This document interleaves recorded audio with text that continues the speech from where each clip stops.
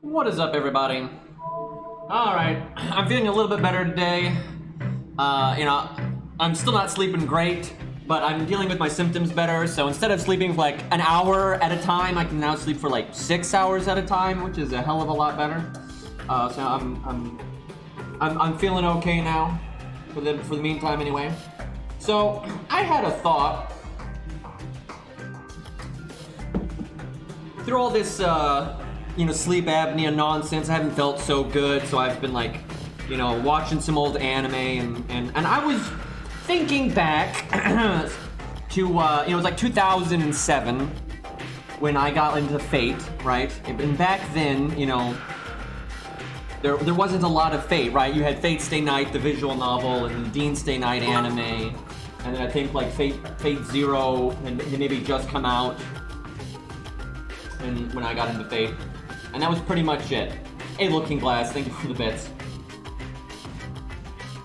So, back then, I remember, the Fate Stay Night cast was pretty popular, right? Even not just the waifus, right? Like, Ku was pretty popular. People thought his design was a bit weird, but, he was popular, especially once people started learning about, like, Unlimited Blade Works, because most people it was just the Dean Stay Night anime, right?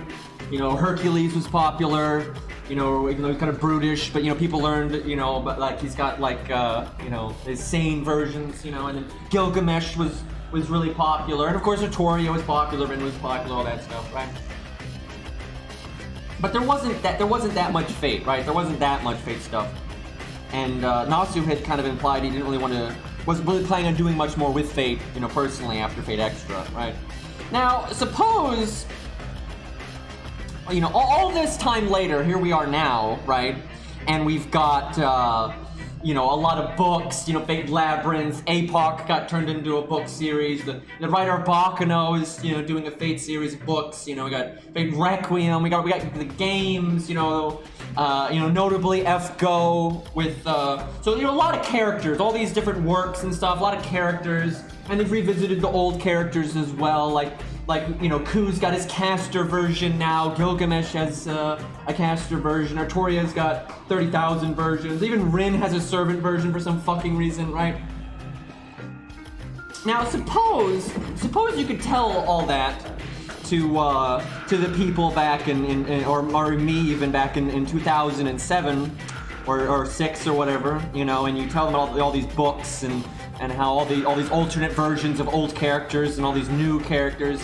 Now, imagine that one might assume that after all that time, we might have, I don't know, gotten a sane version of Hercules like they had talked about in the original goddamn story, right? And how they said he could be literally every class. So, surely with, this, massive library of books and games and specifically alternate versions of the entirety of the Fate Stay Night cast, you would think, of course, Hercules would surely get one because they even talked about it back then, right?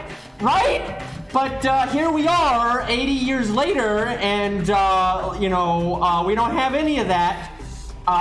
Somehow fucking Sakura has got alternate versions, but Herc still doesn't. Oh, excuse me. Except for the one page in Fate Strange Fake where he's there for like 3 seconds. Is great.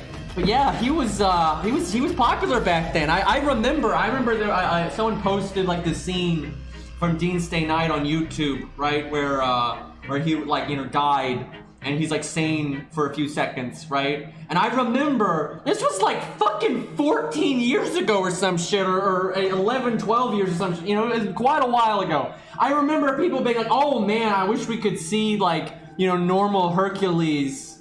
And then like the hardcore people be like, oh look, he can actually be these other classes and stuff.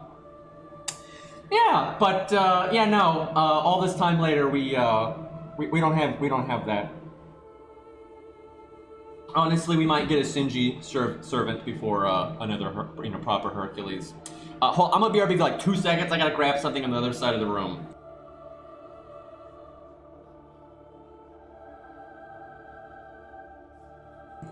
Okay, so we gotta catch up a bit on this event. Gotta do the new board or whatever map, whatever you want to call it.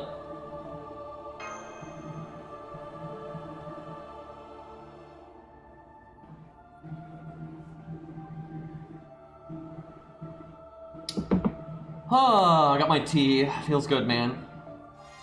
All right, let's see what we got here. I swear we're gonna see that missing Archstone from Demon Souls before we see Saint Hercules. I mean, presumably Assassin Hercules would be stealthy.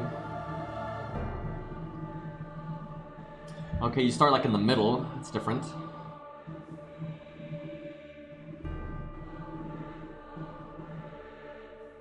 See, I feel like because they're so spread out, the AI is just going to be an idiot, right? They're not going to like group up. They're not going to hold a choke. They're, you know, like if they held this choke right here, you know, every time you attack them, you'd have to fight up to 3 of them, right? Let's say that was like the only way in. They could put 3 fucking servants there. You have to fight them all at the same time, but the AI won't do that. They're not going to do that. All right, what do we get here? We get 4? Is that it? A lot of assassins. A lot of assassins. There's 3 at least. All right. Well, honestly, I find soloing these to be kind of like too easy. Like the way this mode works, if you summon something really strong. I will say soloing is not easy if you pick something kind of weaker, but if you throw out like a really big boy, the way this mode works, it's so easy to solo. I don't really want to do that. Although, because we're talking about Hercules, yeah, it would have been good to use him here, but my main account still doesn't have him, by the way. I have every goddamn 4-star, but I don't, I don't have... By the way, this kind of... So I don't understand this sometimes. Like, I'm not even talking about rate-ups, okay? Let's take rate-up. Everyone gets mad about, oh, you know, I got the non-rate-up 4-star, or, you know, whatever. Okay, but... You know, I got Gilgamesh. You know, I streamed this one. You know, I got Gilgamesh in 1 summon ticket, right? 5-star, not 4-star, 5-star, right? And then with Scath here, you know, I rolled just a little bit, and I got her, right? And then last night I rolled just a little bit more, and I got her again, right? I'm like, okay, I'll stop. You know, I got MP2. That's good. But I was hoping to get Dearmid, right? Because he was solo rated up yesterday, right? And you know, 4 stars are more common than 5 stars, but it's a lie, because I realized out of all of that, you know, I didn't roll that much, but I didn't get a single 4-star, like none. Never mind the rate up. You know, it's not like I got a 4-star and it wasn't Dearbit. No, I never got a 4-star. That whole and then like on NA we just got, you know, Gil. It's like just boom like that, right? Like where the fuck are the 4-stars, man? And back on point, because like I don't have Hercules, right? I've been playing this game for a long time, and you know, although I've rolled a lot, but because I'm still at like 2000 SQ, you know, that's like a year's worth of SQ or whatever, where I haven't rolled yet. But still, the amount I have rolled is still a lot over the years, and I basically gotten, you know, like every 4-star that's like in the default pool except Hercules somehow, and he was one of the ones I wanted the most. I don't get how that happens, man. I got fucking like MP7 Caster Gil. Like what the fuck? Like can I get a Herc? Right? I swear the next time they're doing a free 4-star, I'm just picking Herc, man. Although I can't remember, is my Beowulf still MP1? That's the tough thing. If my Beowulf is still MP1, I really want him MP2. Like I really want Beowulf MP2, and I want to grail him to at least 90. But yeah, then you got poor old Beowulf, who's only had half a rate up his entire time in this game. I feel like Ku's OP, but I like using Ku though. But we'll see. So there's assassins everywhere. I kind of want to do Geronimo again. Or do we do a VC Braun? We did Geronimo yesterday.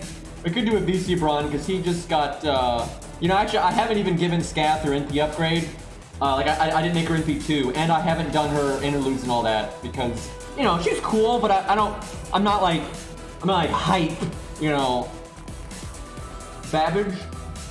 I just tried to talk while I was sipping tea. That was weird. I think my Babbage on this account is kind of sad. Yeah, he's a bit sad. It's because my old account has him higher. Medea. Gong. Yeah, go look at that. We'll go with, do I have Shiba? I have no idea. I don't think I have, I know I have her on my old. She's on my old account, but, only in P1 though, which that's always annoyed me. But yeah, I don't think I have her on my main. But she's, story locked. Yeah, I'm gonna go with the VC Braun. He's my boy. Okay, we won't do Ku because he's a bit much. What about Leonidas? Like, he's not a typical servant that can get a lot of upfront value, so that's kind of like fair.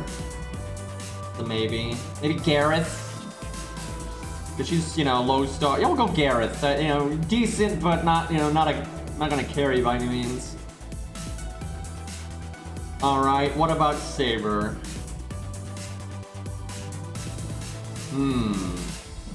Fergus is kind of tempting. By the way, the 1 to 3 star account has leveled Phantom to max now, and Mori to max. Deermid. We already got the Lancer, and our Saber Deermid is only in MP1 level 8. That's why I was wanting to. That was a big part of why I decided to roll a little bit. I was like, man, I like the Celtic stuff, but I don't know, maybe I should have kept rolling to try to get Deermid because he was solo rated up, but I don't want to go under 2000. I don't want to go under 2000 SQ into a Lost Belt 6. I don't know though. I feel like Lost Belt 6 is gonna add a lot of shit I don't like. Jason. Okay, yeah, I'll go with Jason. That ain't gonna carry at all. That's pretty weak. Especially on like he's more of like a hybrid. You know, you need to support a little bit. Oh God, I didn't realize my Jason was 1-4 or 4-1-4. Fuck. That's not good. Alright, so just Assassin now. I feel like the Assassin needs to be, like, they don't need to be, like, a carry, but they need to be, like, a little good. This team is really weak right now. Like, this team is super fucking weak. Like, no one has normal card damage. That's the thing. That's what this mode excels at, is big boy normal card damage, so you can just fuck somebody up. We don't got any of that. Ezo, I kind of like Ezo because he's good, but he's not as good as 100 Face. But you can throw out some bursts. I didn't realize my Ezo was only MP4, but you know he's limited. So what do you want? Okay, I like that. All right, I like how these still didn't increase the team cost. God, this fucking mode, man. All right, so our caster's pretty important because there's so many assassins. Saber's important. Pretty much all of our classes are kind of important, but Caster's the most important. And then Ezo's pretty important because Medusa will murder a VC Braun, so.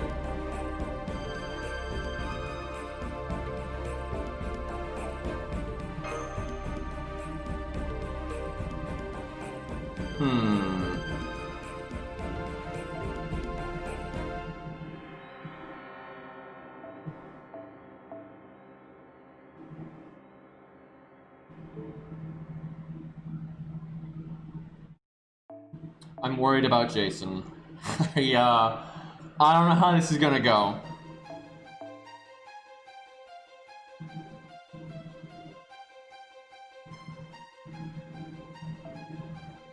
That already puts us over value, man. That's ridiculous.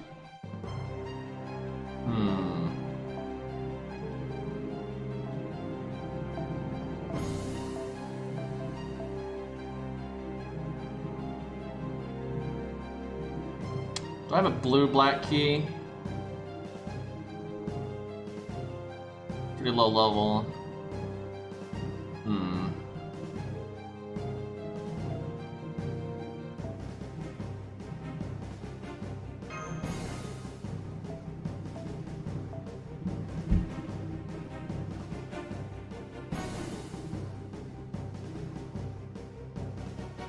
Where's the attack up one? I guess we'll do that. Damn, I can't get a 3-star one.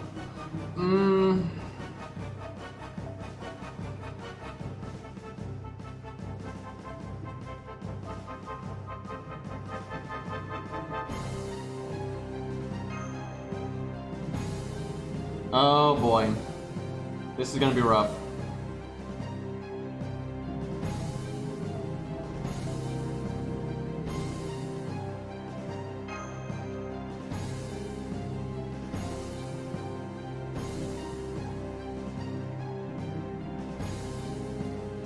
Yeah, no, the order change doesn't work. I guess, and I don't know, it might be possible to have a back row if, like, for example, let's say you had a unit here, here, here, and here, and then someone went from this node and attacked that node. It might add in all four, and then you might have a back row then. But it'd be hard to contrive that kind of situation. Actually, you could test it here. You could, you know, have Garrett there, and then someone here, here, and someone there.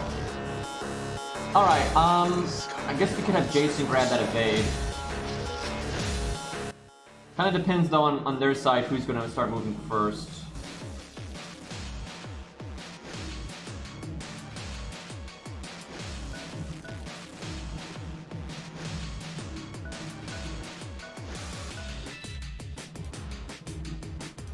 What else is on the map? Not a lot.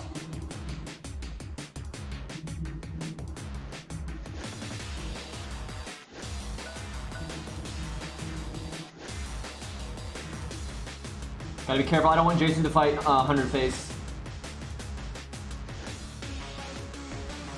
Oh, this AI, man.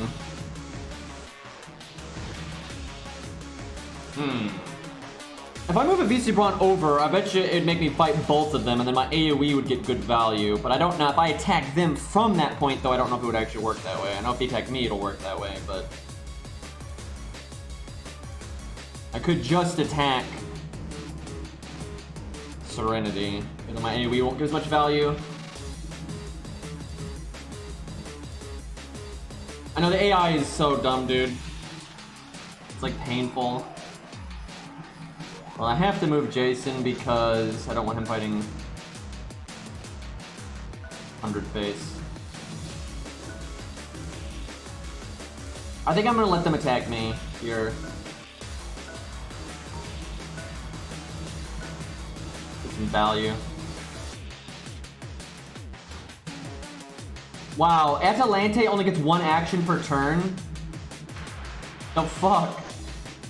So because Serenity just moved, I don't know if they're both gonna attack me or not. They are, okay.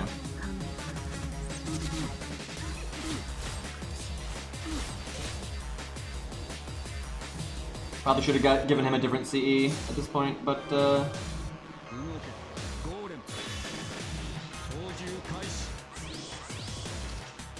Alright, VC Brawn, let's see that new damage.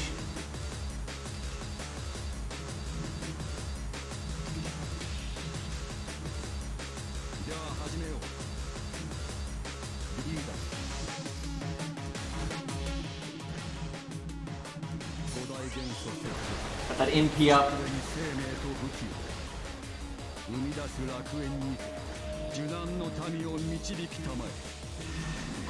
I mean, I would prefer a challenge tower just because that's like, you know, I like normal FGO gameplay ultimately, but I do like this mode, and if he like, I don't, you know, it's got problems right now, but if he fixed this up, I would have no problem with it being a permanent mode. You know, ultimately, give us both, please.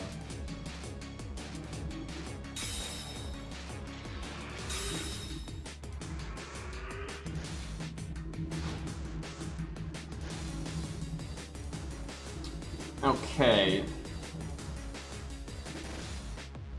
I think we gotta take out Serenity, although I'm not sure he's gonna kill her.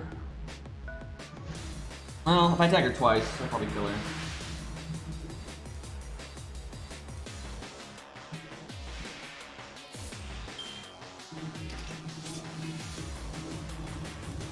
Art Chain or Buster Art Art? Probably Buster Art Art. Normal card damage. Well, getting my NP quick for Curse Iron later wouldn't be so bad. Okay, we'll do that. This will probably kill over 2 turns anyway.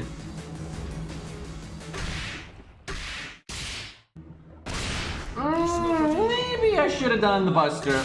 And I'll give it a half. Okay, it's fine. Why you gotta crit? Why you gotta crit again?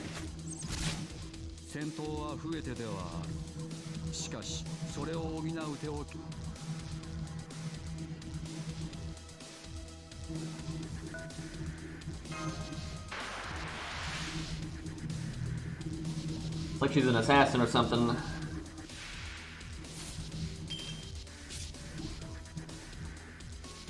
Do I evade? No, I think we save the evade for somebody else. He hasn't even lost his life yet, so.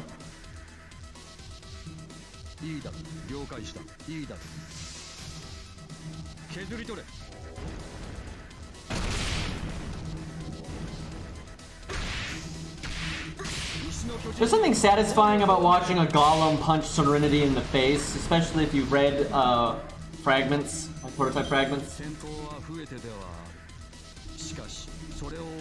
Yeah, everyone they've had a few enemies that have done their upgrades. Like when you break in the CCC wanted quest with Siegfried, when you break his bar, he does his between the bar break he does his interlude.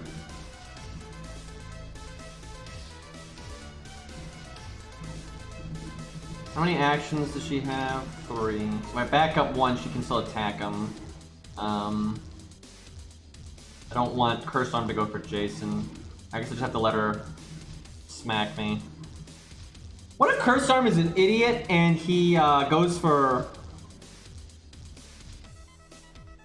Izo?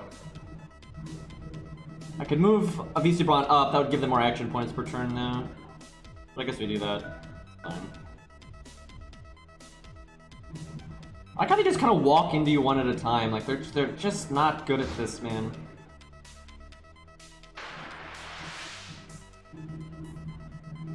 I've done an Arash solo, and I really liked it actually. No. I say if I die that turn, that would be really shitty.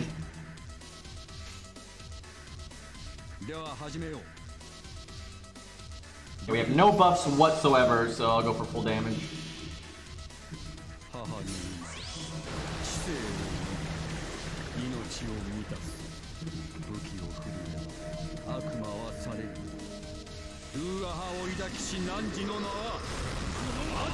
Yeah, masters can attack each other, but not servants.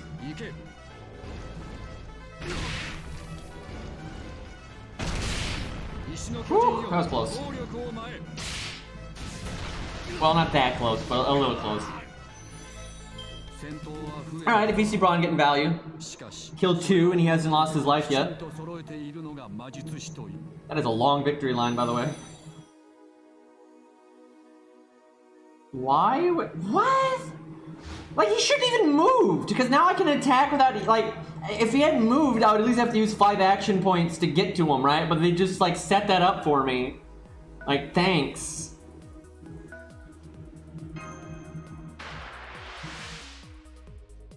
I imagine his skill would just activate the stars, so you get the stars next battle.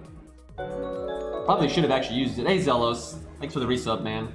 By the way, I used your Pravati earlier to beat the Taiga challenge quest. Yeah, I did like all the challenge quests today on NA. That was kind of fun because I just did my strategies that I did on JP, like that I made videos for, and then I just like I didn't have all the same options on my NA account, but I wasn't handicapping myself, right? So I just used the same principles, but I used the strongest options I had instead of being budget, and absolutely wiped the floor with all the challenge quests in one try. It was pretty nice. Used Beowulf for Izo, and then I actually did it again with Herc just to see how Herc did, so that was kind of fun.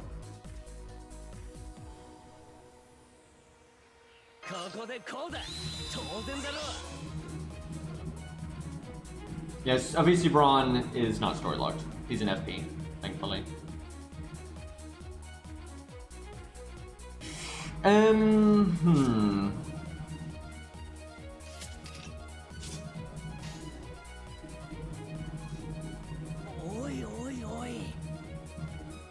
Go for normal card damage on the first health bar, I figure.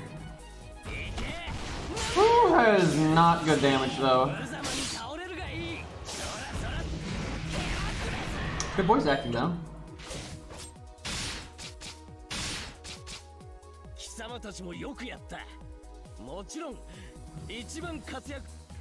Wow, it cut off Jason. Oh, I bet you it cuts off Ozzy. Alright, I can attack her again, but I probably won't kill her, and then she'll get to attack me, which kind of sucks. And then she'll get to attack me a bunch. If I could kill her, it would be worth, but, could move Gareth, and then I'd go on defense, but that probably should save her. I cannot believe Atalante only has one movement. I don't get why they did that.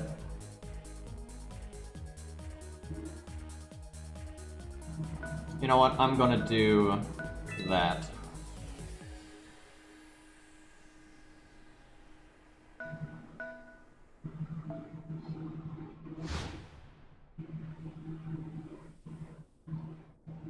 Alright, I'm gonna have to.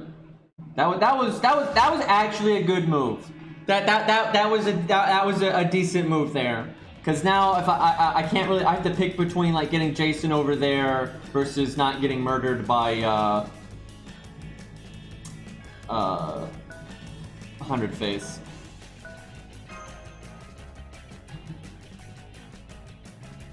I want to attack first because if she attacks first, Sophie's one will die, and I won't get my attack off. So.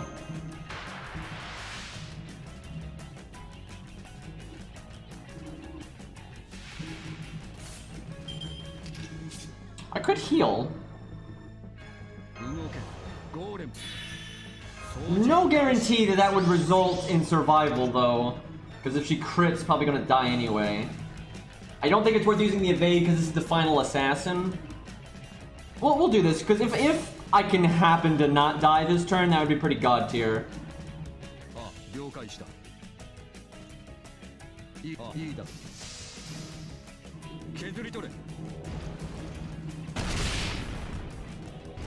So yeah, for Taiga, the Taiga challenge quest on NA. Oh snap! If I go, wow. Okay. Kind of wasted the heal then, but whatever.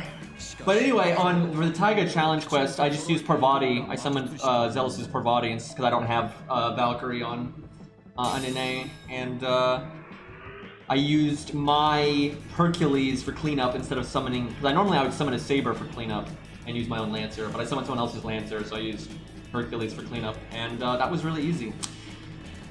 Because, oh my god, Parvati is so good in that stage because she has a bit of survivability, not as much as Valkyrie, but she's got some. And then, you know, the random charms just buy you so much value, it's ridiculous. I think Garrett's about to have a bad time. Oh, right. That's unfortunate. Kind of forgot about that. I mean, it doesn't matter as long as you don't die. It doesn't matter what your health is. Health is a resource. Honestly, that was kind of a bad move on their part because unless your engagement can like kill the master ultimately, that's not worth doing. Also, that turn was absolutely horrible for me because I forgot that it would force Izo in, and now Izo is super fucked up. That is not ideal. So the battle will end before they get their turn, so I can invade now. I think that's worth.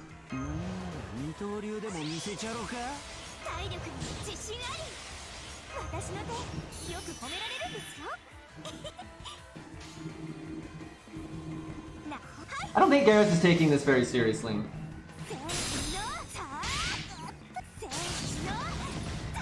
Hey, Lost.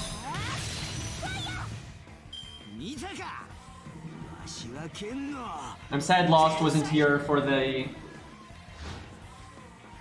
Hercules special at the start. The rant. Alright, let's see. VC Braun, does he have his... He does have his second skill. Okay, so 100 Face can just die.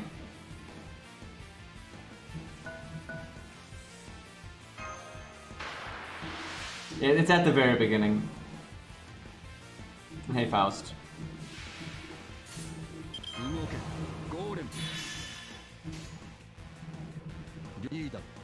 I figured I'll make some stars. I am happy with the VC Braun's buff though. Like, he's still not much of a DPS caster, but you know, he still shows up, does a thing, then dies and supports you. And the amount of like damage he throws out when he is alive is better now, so it's nice. I just wish they had made the NP gain on his NP higher. They were like afraid of it being too good, so I wish they had done that a bit differently. Oh, I could have done NP and then like quick last, that would be better. But if I had high roll, it might not work.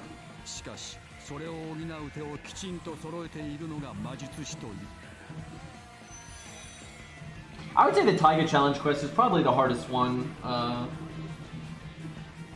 for Guildfest, at least the original Guildfest. It's hard to say though. Some of it comes down to what units you have. Like if you just don't have the right kind of units for Ezo could be harder. You know, so there's a lot of circumstantial stuff. I can move Jason like right there, but he won't have enough to attack. I kind of want to move Ezo away because Ezo joining in the fights is actually bad. Although honestly, the enemy master is so stupid, I think you could probably kill him without having to deal with Medusa too much, but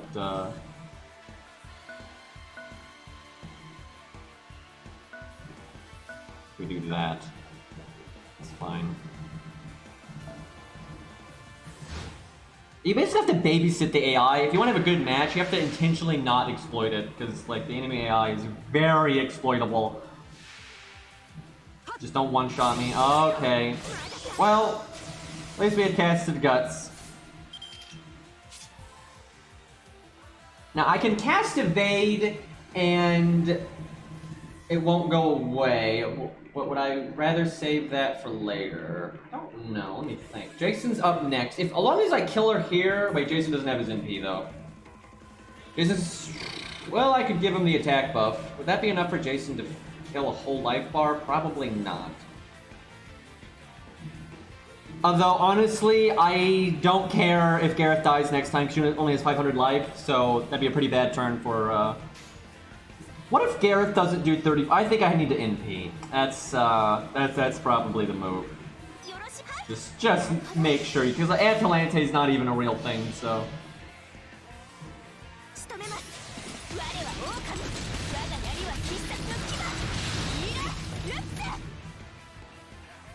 Man, I could have done quick and gotten some stars, but.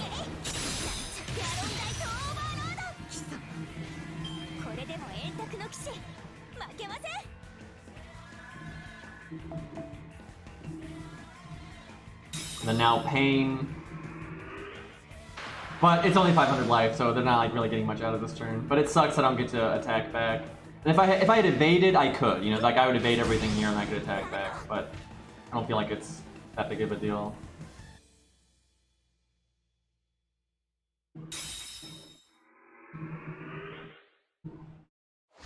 Okay, now that is bad. Even though she can only move once, this is, I don't want to use the action points getting away. Let's see. I have a bad feeling if I attack, it's going to put Gareth into combat. That's unfortunate. And then she's going to NP on her first action, so I got to think here.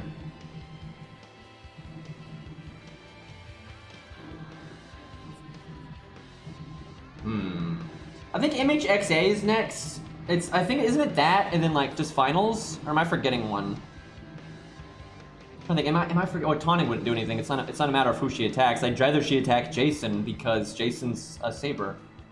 And the NP's AoE. Oh yeah, Sheba, of course. How did I forget? For some reason I thought you all already had Sheba. So yeah, it must be Sheba, MHXA, then finals, I think.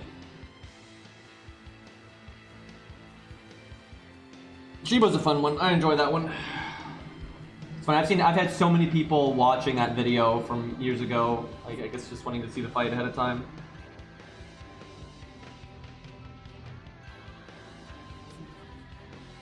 I mean, I don't really care if Gareth dies.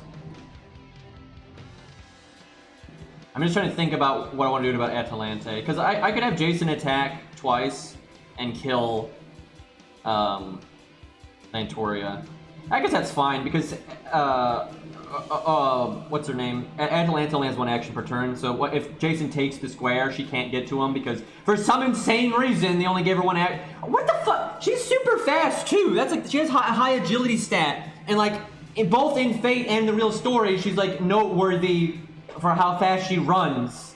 It's like that's like a thing, right? And she like, you know, said like, you know, if someone could beat her in a race or whatever, she'd marry them, but no one could beat her in a race. That was like the thing, right?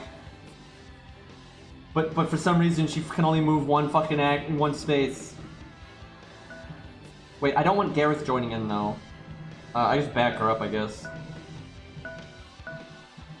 That sucks, having to waste the action points like that.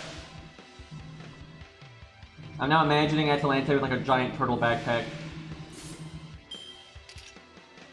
Do I want full evade or just the one hit? Probably just the one hit because we're counterclassing.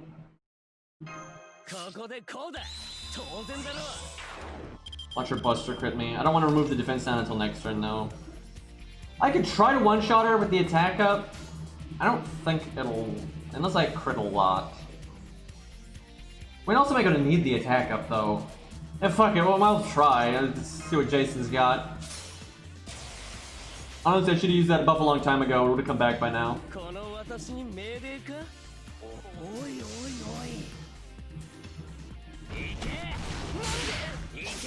No crit on that one. No crit on that one either! Damn.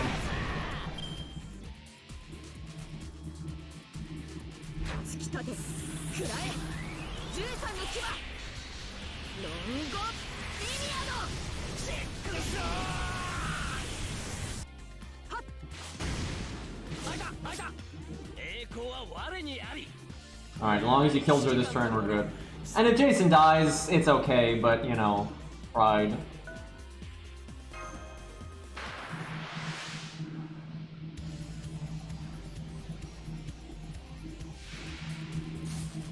She's got defense down, we still got attack up.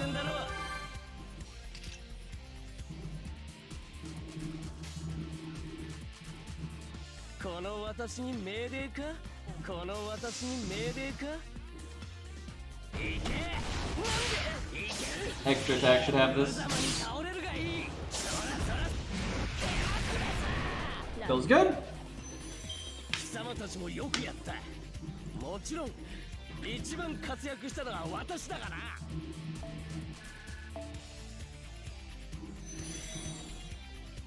Yep, she can't attack. That is so funny. Unless like she somehow gains extra movement. That is so sad. Look at this. I can just move here and she still won't be able to attack me.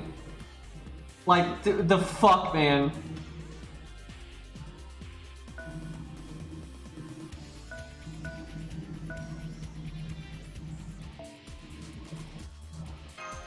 Watch her move one step forward and then Gareth gets the free attack. Yep, great move. Great AI.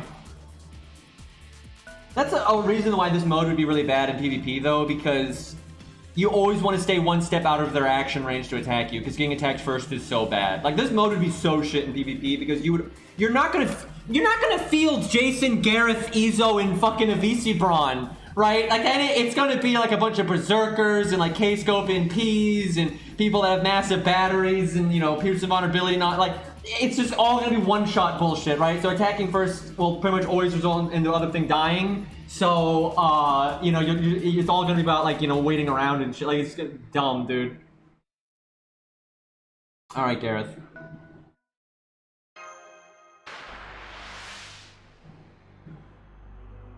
Like, berserkers with Pearson vulnerability, man.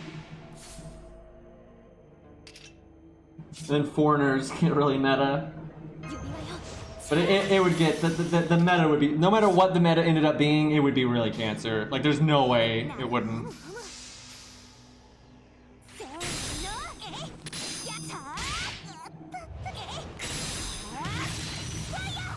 Not quite as much damage as I would have liked. By the way, I'm pretty sure Ku would be able to just one-shot that with normal cards. I'm not actually sure how old Gareth is. I don't think she's a child. I think she's young and she's short. But I think she's like a young teen, I would think. I don't think she's a child anymore. She can't even attack Jason now. Like, the fuck? Like, who gives a unit one movement?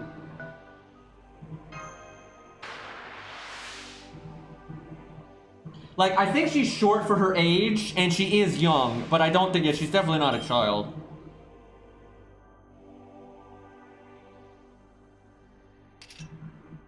Any reason to heal? I mean... Yeah, I mean, a lot of time goes by, so I'll get it back. I kind of want to heal Izo for him to go off on his adventures, but, I like how I have the counterattack buffs, and I'm already recasting counterattack. It's almost like this mode doesn't calculate buffs in a very intelligent way. Come on, please kill her here. We should, because we got the attack buffs. This will really help. Yeah, that'll work, I think. Fuck! Because now I have to waste a whole round getting rid of 6,000 health. And I got my attack buffs and NP, right? That's not ideal. She'll probably go for Jason because she's an idiot. So I'll just do that. I want to point out, if she goes for Jason, okay, at least at least she did that. Cause I could run the clock if she did that and get all my buffs back, which would be so stupid. Look at all these attack buffs. Like, I have all these attack buffs and the enemy has 6,000 life. That's just sad. All my guts comes back. Wow, Gareth is like, she hasn't even lost her first life yet. I don't know if any of my units have lost their first life yet. I think Avimi BC Braun did. But yeah, my guts is about to come back.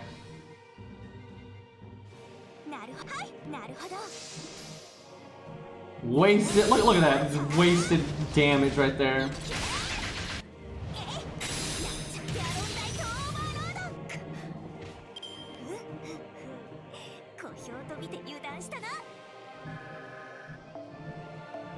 I'd actually like to know how is Gareth the Knight of the Round Table at that age, but you know. Notoria not making the most sound decisions. Who knew?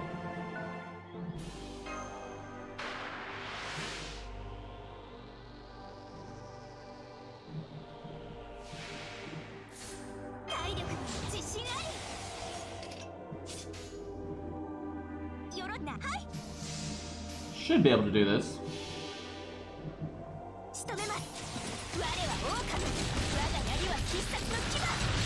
Actually, for most of the history, the kingdom is not being torn apart. It's not like Gareth was made a Knight of the Round Table 3 seconds before Battle of Kemlon. That's not how that goes.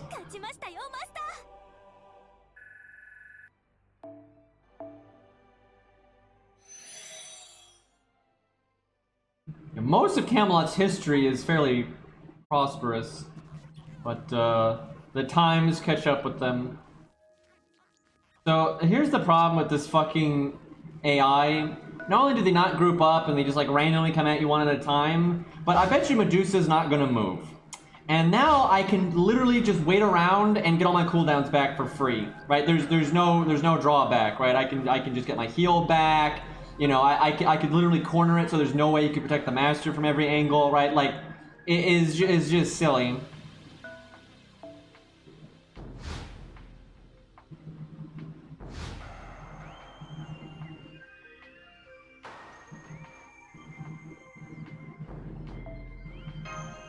At no point did Artoria say Camelot's entire history was nothing but the country being torn apart. Artoria never said that.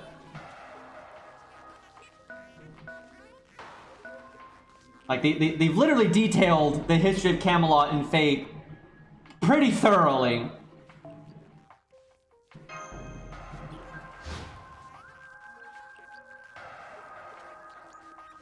What great use of your action points. Absolutely phenomenal. How many does she have? She has one. Why? Why? Why does she have one? I don't understand. Fucking didn't they had Babbage on defense, right?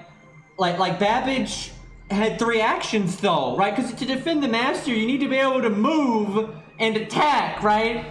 You can't really be a goalie if you can barely fucking move.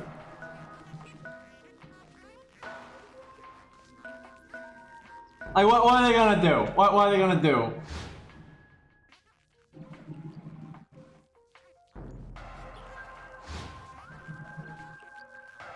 So I could chase after the master now, and Medusa could never catch up. Like you do this, right? And then if you don't want Jason to die at a principle, you do that. And now Medusa can't do anything, right? And look, I can just bop him right now. Look at this, great, amazing.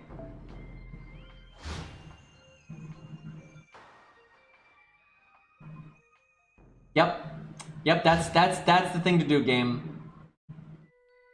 You know, I would go kill Medusa just out of principle, but we know Izo will win. Izo has evade. His evade is back. My mystical evade is back. That's 3 evades. My heal is back.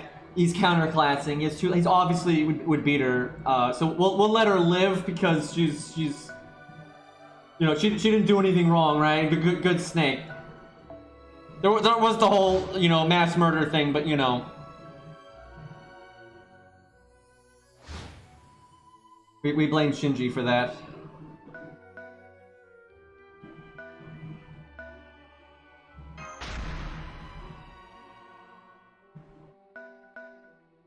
Watch him smack my master. Actually, I wonder, can he kill me? I wonder if he could have killed me if he could attack twice. I should not have done that. Because I think if they have actions, he could attack twice, right? And he could have killed me. That would have been so fucking funny. But I don't know if he could or couldn't, but he didn't because it's AI, so.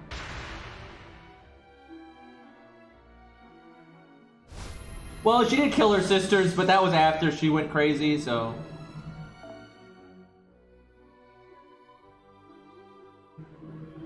Yeah, Mordred and Artoria are both straight up female. Like, Artoria just lied and pretended to be a man. Like, in her timeline, she is not King Arthur. You know, she's someone named Artoria.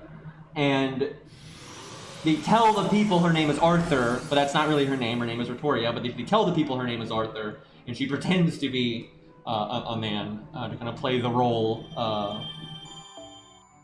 benevolent king and all that. Well, we can't do the next one until tomorrow. Feels bad. Well, we get a bunch of the stuff here. So this stage drops Void Dust, which is really nice because that's like the one mat. You get the other high demand bronze mats from the lottery. The problem is though, this node doesn't drop that many lottery tickets. Like this one drops a lot of lottery tickets. This one's also laughably easy for me to 3-turn because Lancers and I have a million AoE sabers, but I'll probably do this stage for now. I don't know, we could just mess around with these two. There's more fun to be had with these. Try soloing with somebody. I'll do it at least once to use my AP, so don't forget. Also, I've only done this stage like once or twice, and I didn't really take it too seriously. Kind of want to see what kind of setup yeah, this is what I use. I'm trying to think, what could I didn't have Cash or Artoria on the team though. I'm trying to think. This might work.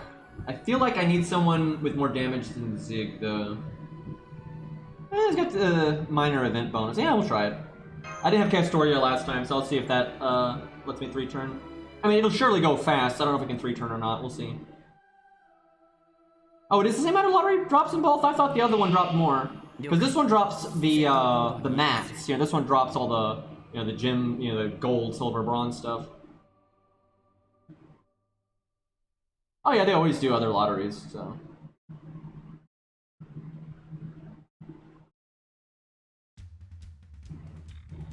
But as for monuments, I mean, like, monuments are a joke. Like, they're an issue when you're really new to the game, right? If you're really new to the game and you're farming a lot instead of maybe focusing on like just going through the main story or something, you know, so you're trying to level up a bunch of units at once, then you might have monument problems. But as you play this game, nobody cares about monuments. You know, after you play this game for a little while, literally no one cares about monuments. They only matter super fucking early in the game. So I wouldn't stress out about that. And monuments are in literally every single event. You can buy them from the shop in every single event, but most people don't even buy them, right? Because it gets to the point where you have so many, and you don't, because you level units less and less the longer you play, unless you're like an Omega Whale. But even then, you'll have more monuments than you need. So yeah, Qinggong's good here. He's good for farming in general, but he's really good for this because they're assassins, and he's a low star, so he gets the really large damage bonus. Because yeah, he basically, you're AoEing while cycling. You get a free switch mystic code every turn, as long as you win before you run out of ammo, if you will. You know, you're good. Don't know if a VC Brawl needs the attack up or not, but I'm gonna say yes.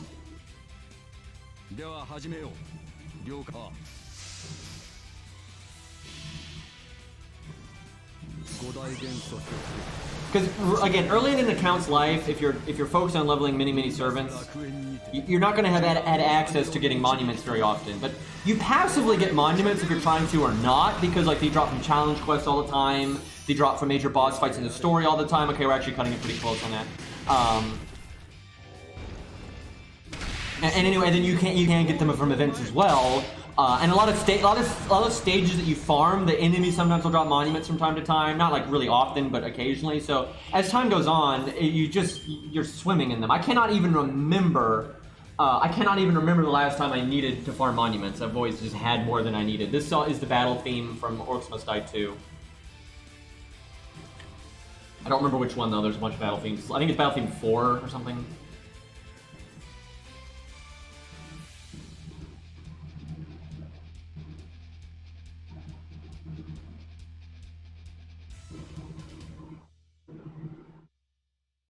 If we're talking about Camelot, are you talking about like how do we know Camelot's past? If you want to know Camelot's past, so the best way to get it is first of all there's the official work, right? That's the obviously where you get a lot of information, right? Fate Stay Night talks about the past a little bit, not that much. It mostly just talks about the Battle of Camelot and stuff. You don't get that much information about Camelot from Fate Stay Night, but you get some. You get a good bit from Fate Hollow. There's a lot of just casual bullshit talking, and they talk about like Sir Kay and all kinds of stuff in Fate Hollow. And then you get a lot from the character material books. There's so much information from the character material books, which is basically just official information that Type Moon puts out, right? And it ranges from just like really technical information to about like character backstory and that kind of stuff. And then they made a drama CD where they got like the voice actors and everything, and they did certain parts, like dramatic parts throughout Camelot's history. It's called is it Garden of Avalon or Gardens of Avalon? I don't remember. I think it's Garden of Avalon. But anyway, there's a bunch of like mini stories. Most of that stuff is one of those is again Battle of Camelot and like a lot of the ending stuff. But there's a few things said a bit earlier, but it's mostly the ending, like the end times, if you will. And then but a lot of it's just the character material books. You get a lot of information from the character material books. But yeah, there's interviews with Nasu where he talks about random shit.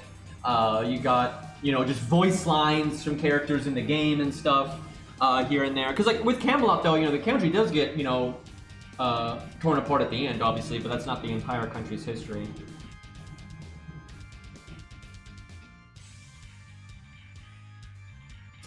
Let's see.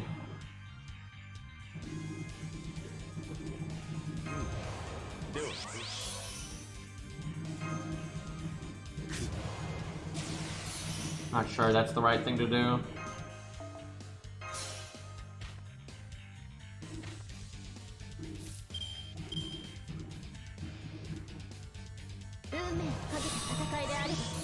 So I need to look. I don't remember how big Zig's battery is. This is some. I don't actually use Zig often, hence his skill ranks being so low. 30%.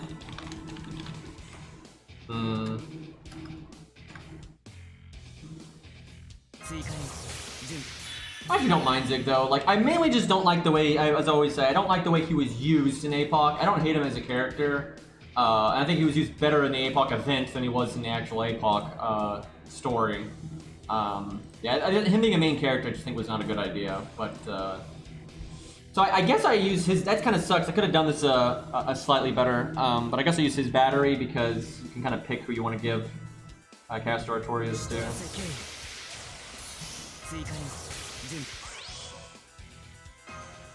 Nope, that's wrong. Nope, that's wrong. Because if I had done Castor Artorias, you don't need to give it to VC Braun. And if I'd done Castor Artorias, he would have NP gain up, which would mean more NP refund. So, that was not right.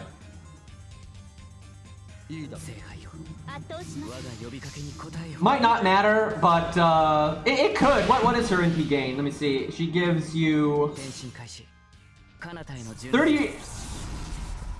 30%, right? Oh, and her gain is 20. Her charge is 20. So yeah, that was super wrong because I'm wasting 10% battery because I overcharged by more. So yeah, I would. Oh god. So yeah, see, Zig he would have gotten more NP refund there, and Zig would have more battery for himself right now. I could have definitely NP'd again with Zig there if I had done that the other way, and now I can't. Cause see, if this would have been instead of 20%, that would have been 30%, and then we would have gotten more refund last turn. So I'm pretty sure we're gonna 4-turn here. A dirty 4-turn. Oh no! But I think you could probably 3-turn with this.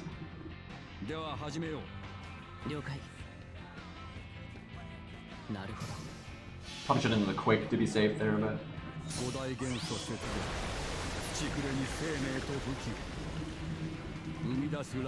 Hey, I wanted to see what I could do with the VC Braun and stuff, but I think VC Braun did all right. It wasn't like amazing. I mean, Chen Gong is definitely better, but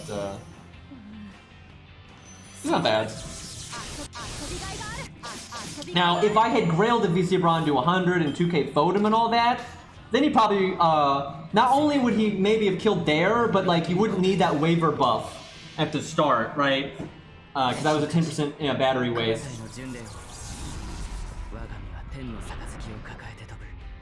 A 4-turn, you monster! I could have 3-turned that.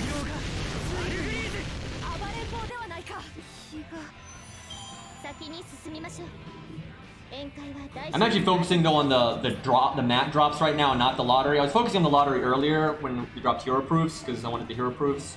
But I kind of need to catch up on the shop. I actually haven't been farming the shop yet, so I want to clear that. Then I'll go back to bringing all the lottery drop nonsense.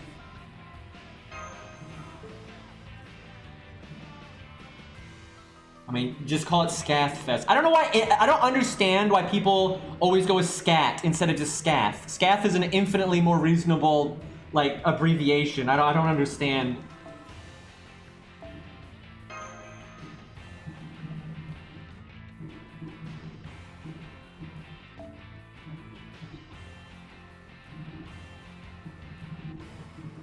I wonder if I should bring another silver one. No, I don't think I have another silver one actually. Well, oh well. Oh, so if Unger could get Bond 10, that would be great.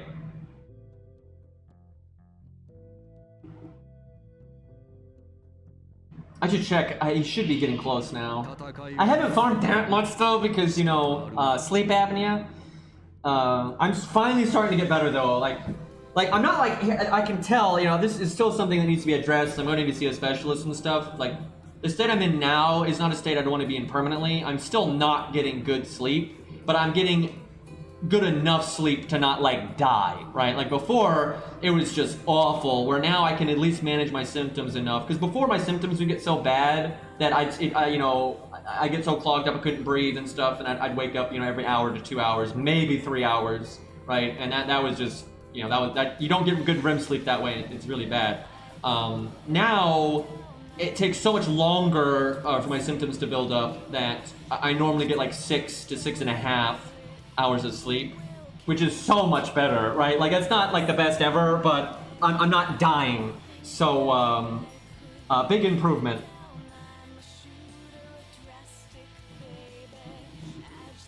Yeah, it's funny. I've looked up how you actually pronounce her name, and no one actually, all the like ancient historians and shit don't agree, and it's because there was different dialects at the time that legend existed, and so there's different pronunciations depending on which dialect you're favoring, and most of the pronunciations are not what anyone says. Literally, nothing that people say for her name is right, and that actually goes for almost all Celtic names, because people just don't understand how fucked that language is. Like, it's not coup, it's not loft, it's none of that. Like, it's literally none of that, right? I don't even remember how you say loft. It's really weird, and it literally does not sound anything like it's spelled. Fucking, Mev, like, that's not spelled like that at all. Like, just the way that language is. And then again, there's multiple versions of all the names, so it's so stupid. When people get all anal about, like, ancient, pronunciations for really old languages and then dead languages in a lot of cases, it's just stupid. Like, it's just dumb. Even in the modern day, we have different pronunciations for a lot of names. Like, Jesus.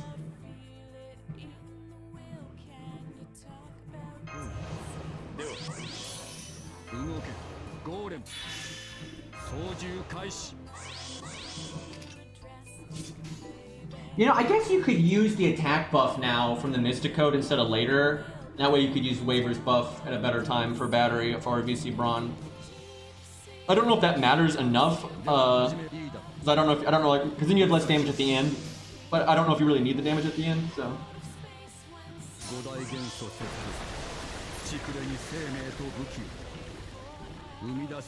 Yeah, a lot, you know, with dead languages, a lot of times we just, you know, we're just guessing. You know, there's no actual way to know because so many languages have like their own exceptions and rules that we don't know, so.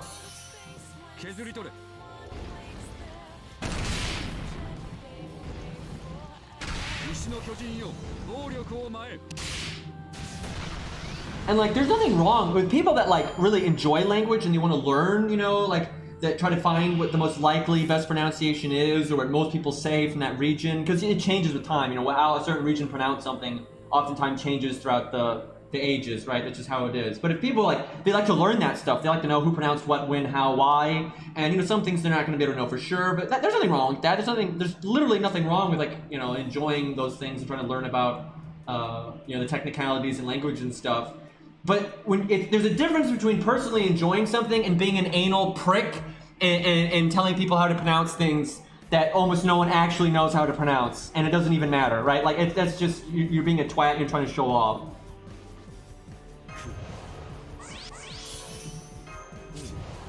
And normally when people are trying to show off like that, they're not even right, because as I say, you know, most of these things don't have a...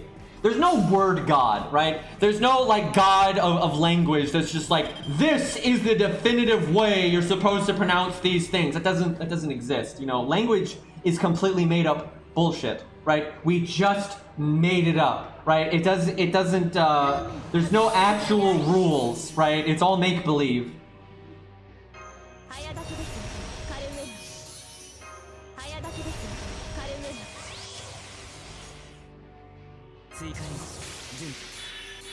Yeah, it'd be really good if you could save Waver's Charge here, because then a VC Brawn, you wouldn't have to like get an art card here or something like that.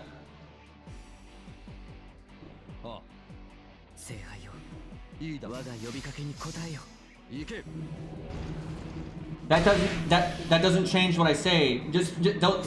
Who made France the god of language, right? And who said all of France agrees with those guys? Right? It's just like Trump is not the god of America, right? It doesn't work like that. It's just man-made bullshit.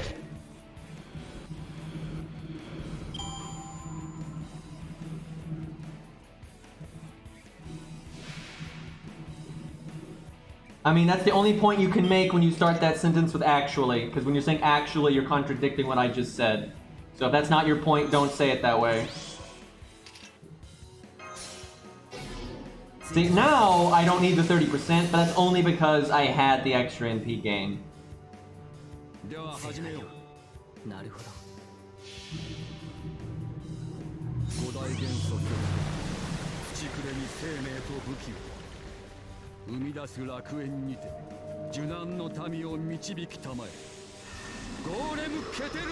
they don't kill, but I mean they should. I don't see why this wouldn't kill. Oh yeah, it's only 76k. It is I, the god of language. You know somebody's gonna... Actually, that's probably already a name on Twitch.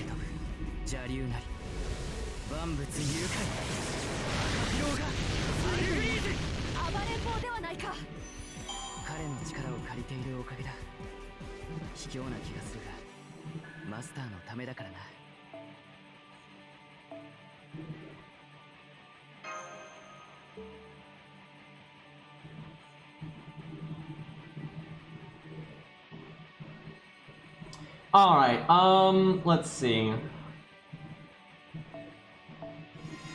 Let's try something different this time. We'll do a solo now. This will be tough to solo though, I think, just because there's so many of them. Like, you have to protect the master. Although they're so fucking stupid in the order in which they come at you. We'll do Ku. He's my fave, so. What do we want to give him? This isn't necessarily as necessary because you're not necessarily going to need like that kind of damage. You might be good anyway. And the starting MP is kind of wasted. Honestly, you might go with like that. Because that works on all of them, right? It just depends on like if you get your MP at a good time or not. I really want to get this to level 80 because the extra attack stat makes it like compare more favorably to Yeah, we'll go with this. Why not? It's kind of fun. I'm worried though that now I'm gonna get my NP at like a bad time. So let me think. Because of the way this mode is, I don't think you bring Atlas. Does anyone have sure hit here? I don't think so. There's insta-death. So Guts is important, but yeah, there's no sure hit. Yeah, we'll do default. I feel like default's good with the way the free cooldown nonsense is. I feel like Atlas is just such overkill. But sometimes overkill is how you make sure you never die, so we'll see.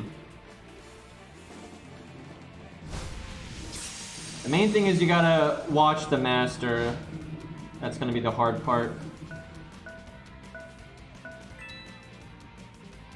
Let's see, where's a good spot?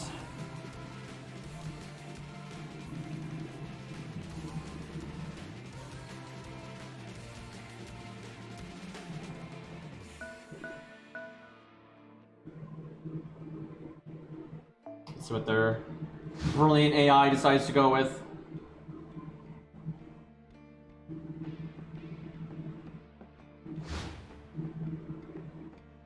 Alrighty.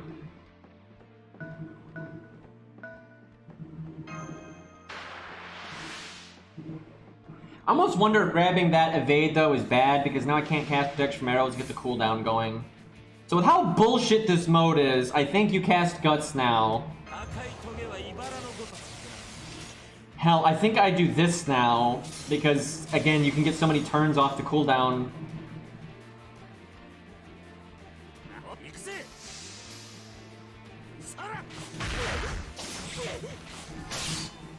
Yeah, this mode is fun, and like I say, you can always just, man. You can hold yourself back and not cheese it, so. Like, you don't have to exploit the AI if you don't want to. But yeah, it needs, to make it a good, solid game mode, they need to make some changes. That really sucked that I got it down to 7k there, because that means all those attack buffs are wasted, because even though I did those attack buffs, I would kill her on this one anyway, right? So it didn't do me any good. It does let me do this though. I wouldn't be able to do this the other way.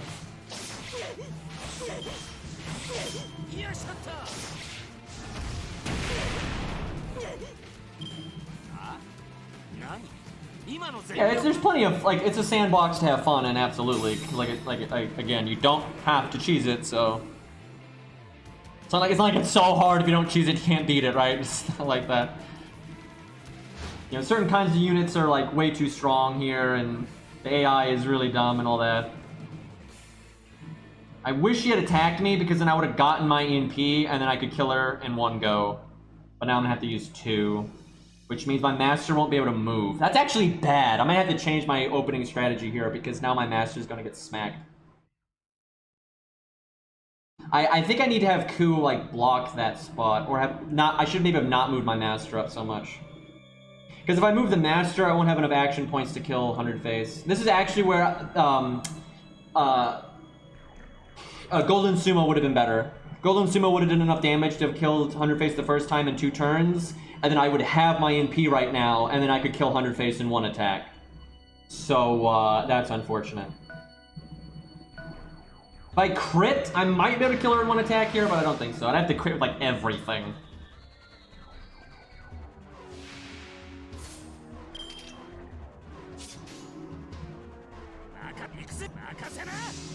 Yeah, all 3 of these would have to crit, and that one only 18% chance, so. Actually, if that other Buster crit, that might have killed.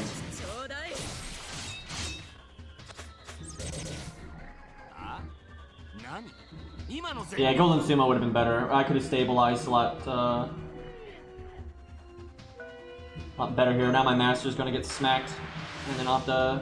I won't have like any resource left with my health, which is bad.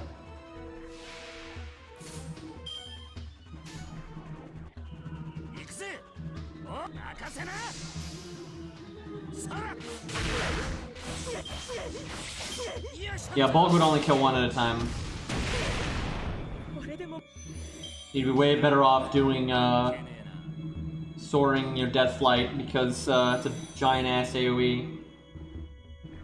If I could have moved my master once, would have been good, but I didn't have the action points, so. Oh, he didn't have the action points to, what does he got? Yeah, only has two. Why did he do this?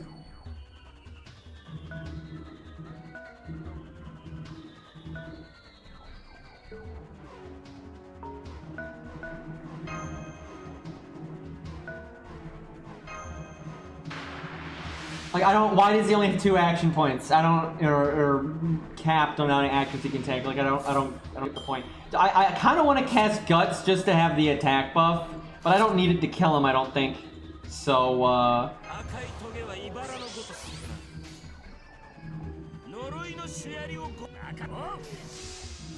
Q's balanced.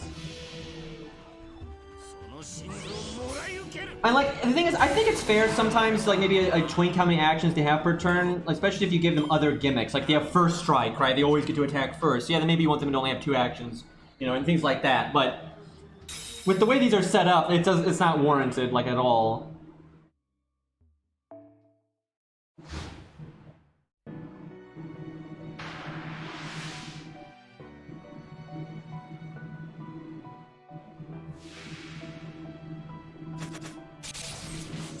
Honestly, maybe you go with Anniversary Blonde just for the normal card damage. You have Buster Up and Stars. That'd be a lot of normal card damage because you just have so many turns off your cooldowns. It's like I haven't even needed to heal yet. Now, if I do Guts, I could potentially kill him here, but the crit spread's awful, so I'm thinking no.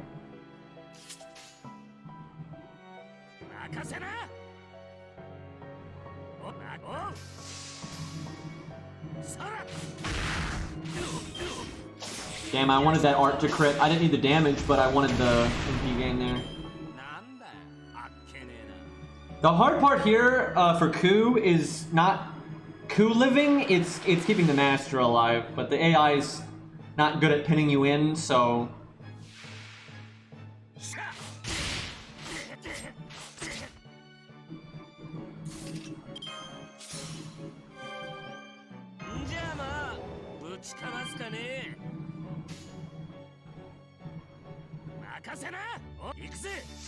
Hopefully that's enough damage and enough MP gain, but nice. I was afraid if I did Buster Art Buster, it wouldn't be quite enough MP gain. I figured that was still good enough damage.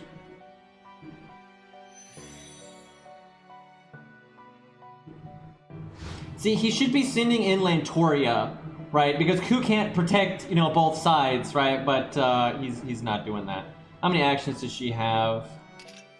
She only has 2! So, like, normally I'd need to, like, go to her now, otherwise she'd get the first attack on me. But, she only has 2 actions, so... He should move Lantoria. He should move... See, moving Lantoria is so much better, right? Like, at least he did move her there, because if you move Lantoria, he should have not moved Serenity. And then move Lantoria. That's what he should have done. So, this is awkward. I can attack her once in Pier, and she's dead once, and I won't be able to kill her again. This is actually bad. Because she's 3. Okay, let me think. I might have to move my Master here. Let me think. I can move 3, right? Oh no, Serenity could attack me once if I went there.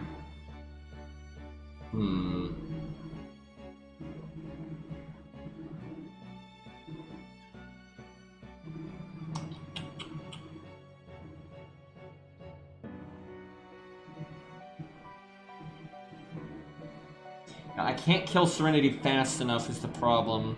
Actually, what I messed up. I should have moved forward. I should have let her attack me last turn. Because then she would be dead once already. And then I could kill her here.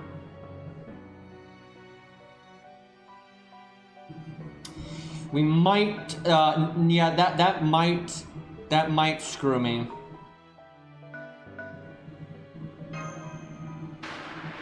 I need to crit next turn, basically. I need my NP not to kill her. Damn it, though, I need another turn to get my attack buff. Because I could do that attack buff, and then my gut skill, and other attack buff, and then, you know, make crit stars and hope I, you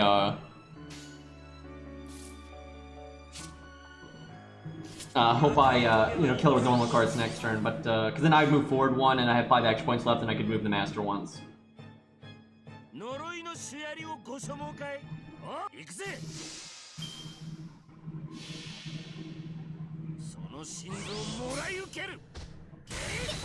Okay, good, she barely lived. Wait, no, she did. Fuck, I thought she had more health than that. God damn it. Well, there goes the stars. I should have done quick NP then, but I was really hoping she would live.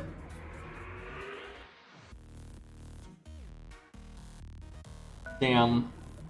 That sucks. Because, yeah, having a decent crit chance with the attack buff, and then my first skill, I would have a shot at one-shotting her here. And because she has the defense down, but,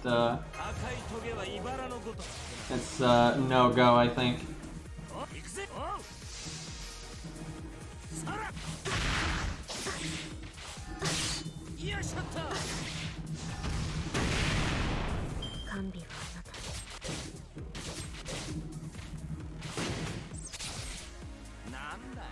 Yeah, I should have valued because basically the reason I didn't go to her was because I was valuing Ku's long-term survivability, right? But he's got so much. Who cares, right? Like it's irrelevant. Maybe the AI will be stupid. No, it's not that dumb. Damn. Okay, I think I can do this. I need to just be a bit more aggressive, basically. Like, let Ku take more damage.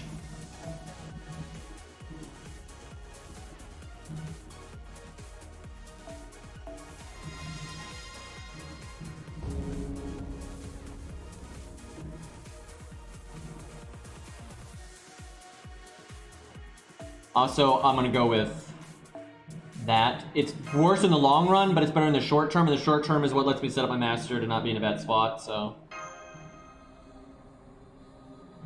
What happens if the master runs into a power-up, I wonder? I'm guessing either nothing, or like the stars would just transfer to the next battle, I would think. But like, I wonder if you give the master evade, I wonder if they get, like an extra health, essentially. But I would think they don't let you pick it up, or it just... With the stars, I would think you could pick it up, and it would just transfer to the next battle, I would think, but, don't know, might have to test that later.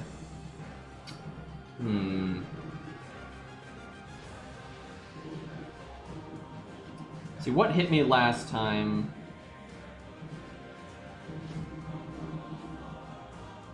Gotta be careful where I move.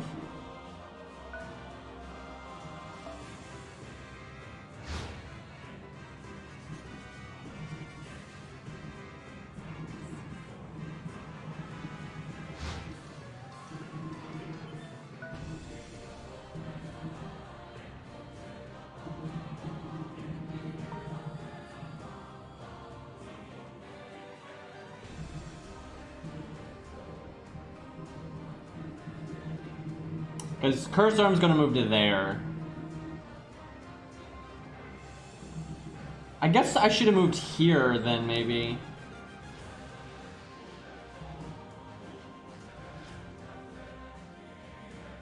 I could also move Ku to there. That'd be really tough on the survivability, but I should be able to kill 100 face faster though than last time. Yeah, let's see. Because that was the problem last time, was an FNP gain.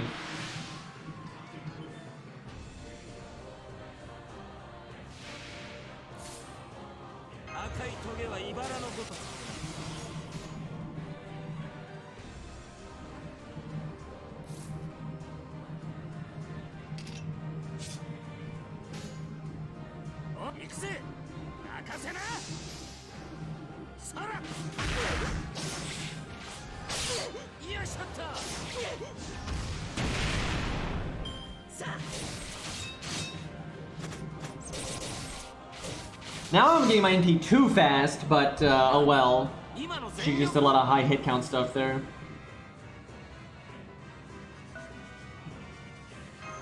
So now hopefully she'll attack me, and then I can just kill her with bulk.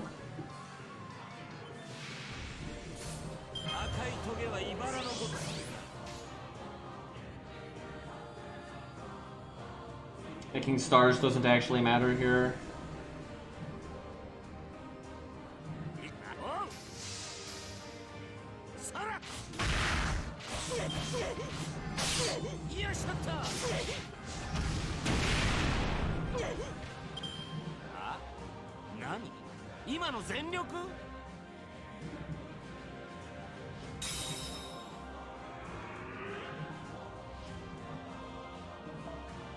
Come on, see, the smart thing to do as him would be not attack with 100 face, but oh wow.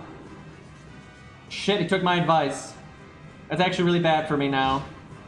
Cause, it's still not that bad though, but I think I'm still better off than last time. No backseating! I'm backseating the AI here. He actually did a good move there. Not good enough though, but alright, we'll do it this way this time.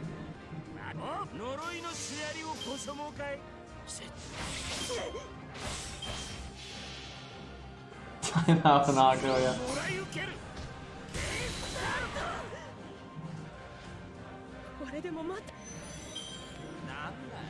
See, I could make about 30 stars the other way, but 23 is better than nothing.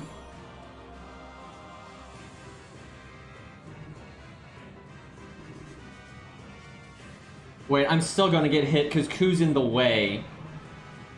Shit.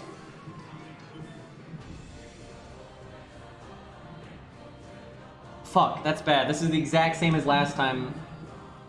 Like, I'm slightly ahead, but not enough to actually stop it, because Ku doesn't have enough action points to get in the way. Like, I have enough action points, but Ku doesn't. I can move here, but then I'd be kind of pinned with Serenity, but that might be better in the long run. I need to save that one health. But if he's smart, he'll move Serenity.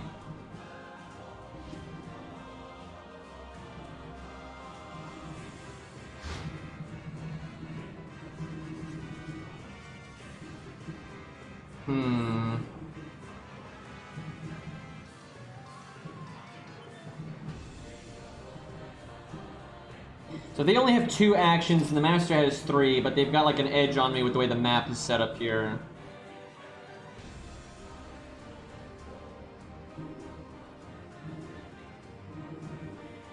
I can make it though where only one of them can attack me, which isn't so bad, but that's not any better than what I did before.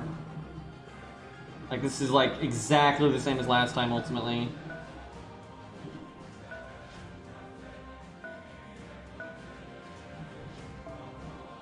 I'm still gonna get hit once. And last, I was hoping to not get hit at all. What is wrong with this fucking AI? I mean, he can still hit me once, I think.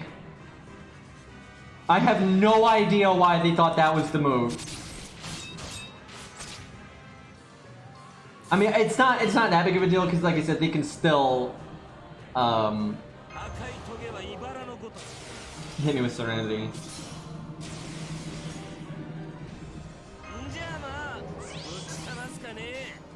Alright, we need crits. Preferably 3 crits. Good luck with that. Come on. Oh, it might be enough anyway. Woo!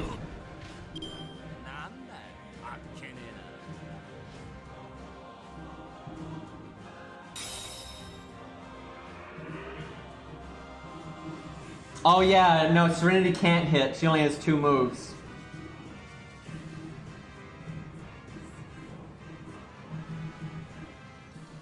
If Ku has NP, I could kill, like, I could move the Master here, I could then switch with Ku, and then have Ku kill, I have just enough action points, and I could have Ku kill Curse Arm, but I don't have my NP, so I can't do that.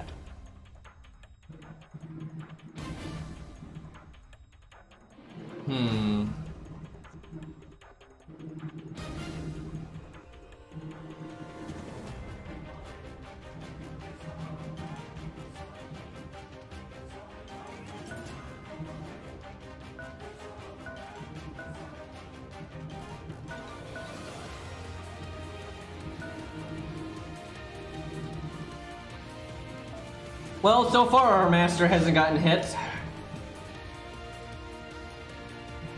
You fool!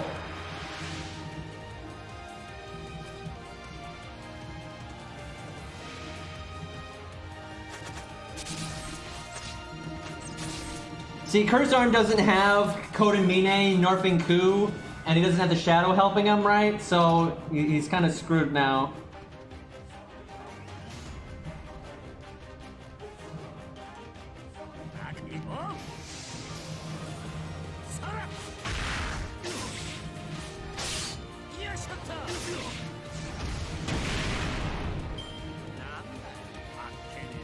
A lot of people take that, because canonically, Caster Ku kills Curse Arm rather easily. He kills him off screen. And so many people have taken that, like, so many people have taken that as Caster Ku is stronger than Lancer Ku, but that's not really the case. It's just the fact that Caster Ku is not being nerfed by Kodamine, and the Shadow wasn't there either, right? So that's a pretty big difference. Alright, well, Curse Arm is dead. We could actually recover from insta-death because we still have guts, and then we haven't used our heals yet, and all that nonsense. But, oh fuck. That actually sucks. I mean, it doesn't really matter. Again, survivability hasn't been the problem, but, what's actually bad about this is my buffs are gonna tick off, because normally if I killed Curse Arm, the battle would end, right? Where now it won't. I'm trying to think if I evade or not. I don't really need it. I might as well let Serenity smack me and then just heal. I might as well get the heals on cooldown.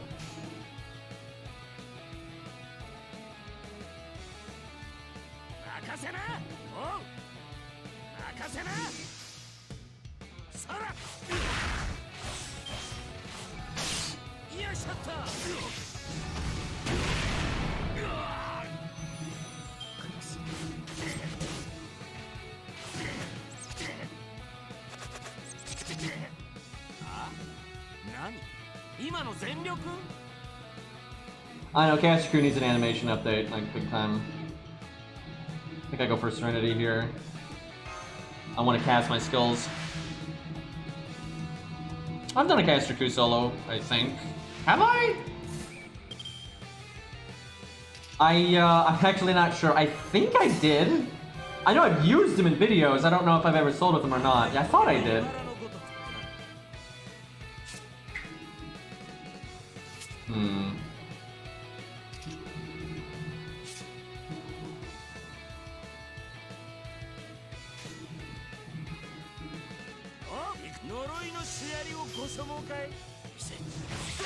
Oh yeah, I soloed like, what was it, like Snake and Robo Mama, I think.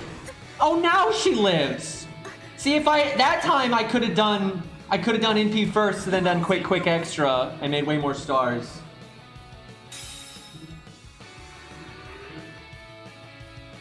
Now, I kind of want to back up in case he blitzes the Master. I could have the Master walk into the stars. I don't want to know what happens if you do that. I think it makes more sense to back up, though. But I legitimately want to know what happens if the Master goes into the stars. Nothing. Okay, so I just made a bad move, and we found out that nothing happens. So.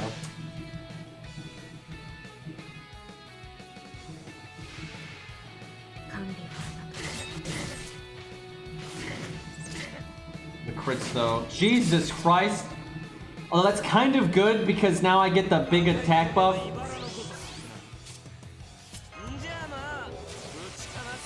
So because we made a lot less stars there. Dude, if I had done NP quick, I could have had more stars, right? And then I could potentially kill right here. I mean, I might be able to kill right here anyway, but... Got the attack up, shoots the fence down. Good start. Ooh, look at that triple crit though! Didn't even need all that, the big throw at the end and all that shit. I don't even need it.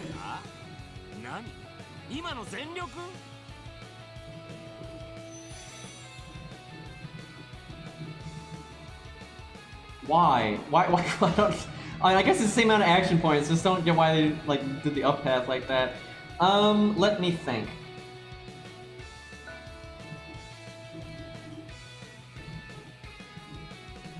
I pretty much I guess I'll go around the wheel. Although that lets them get the stars.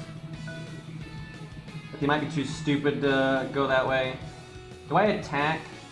They'll let them ping off protection from arrows, and then they'll get to attack me, and I won't have it, and then Guts will go off, and then I'll cast Evade from Mystic Code.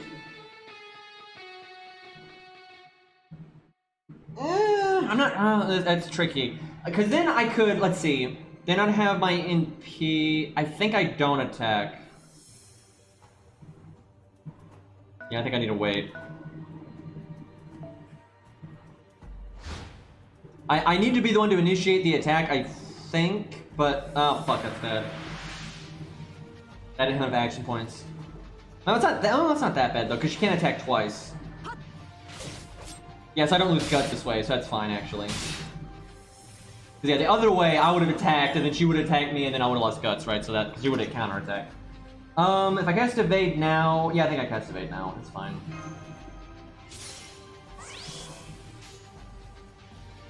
I want my NP, but I kind of want to kill her over 2 turns without using my NP, though.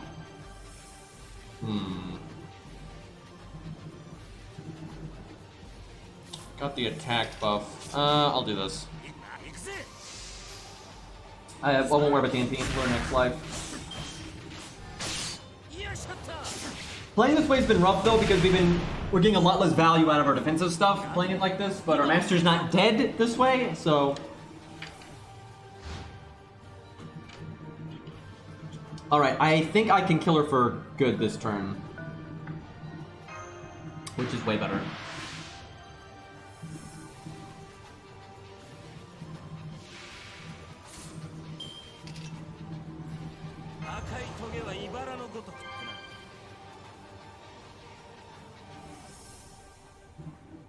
Ku will probably get an animation update eventually, but I think they do cast Jakku first, honestly, because he's pretty popular and he doesn't even have, he's got day 1 animations and all that, so.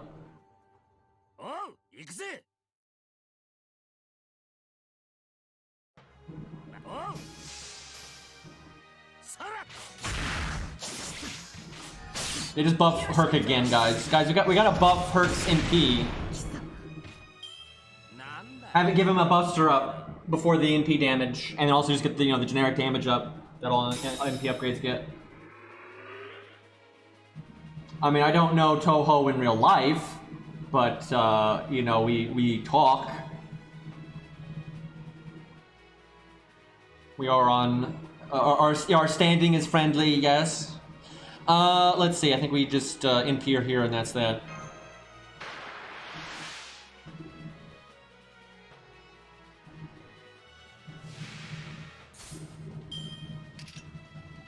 I like how I still have the evade from the Mystic Code because, and I knew that was going to happen, it's just how this fucking mode works. I might have wanted to, so I don't have the attack buff. Nah, it's fine. A little bit closer than what I liked, but, no problem.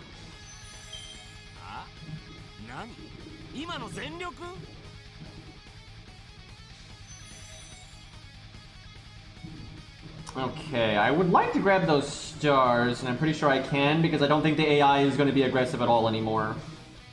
That was actually hard, because like, at the start, that was hard, because protecting the master required me to, do things that made me lose value and shit like that. But now that because they could put the pressure on, right? I was so outnumbered coming from different angles, there was actual pressure there. But now there's absolutely no pressure at all, right? Because the AI is just so fucking stupid. And I can just get all my cooldowns back. I swear if Atalante takes a step forward. I don't think she will. That would be...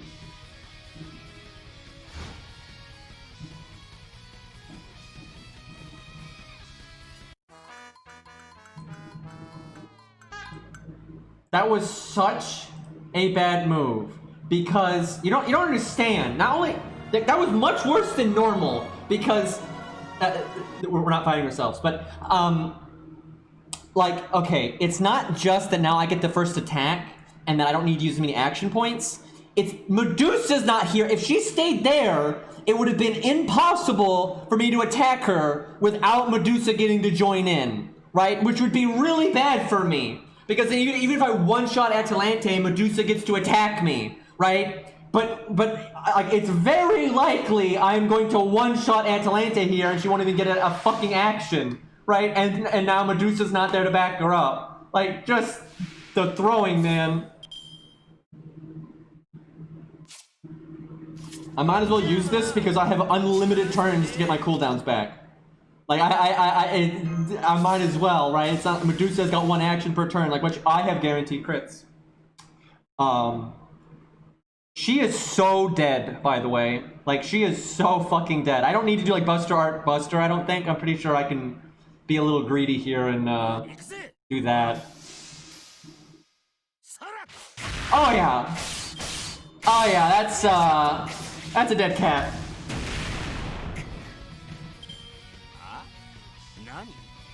All because she took a step forward. If she just stood there and did nothing, that would have been, like, really good, right? But no. And, like, the master should have been there, and then kept Atalante there, and if I go around this way, you switch places with the servant, right? Like, foolproof, literally foolproof defense, right? Because I only have 1 servant. I can't come in from this side and this side, right? I can't do that. So if Master's here, and Atalante's here, and I come from the front, I have to fight Atalante, and Medusa will join in. That makes it much harder for me, right? And then if I come around this way, you can just switch places with one of the servants for 10 action points. And then it's, so no matter what, I'd have to fight Atalante and Medusa, you know, and I couldn't get like a freebie turn. Now I'm getting 2 freebie turns, right?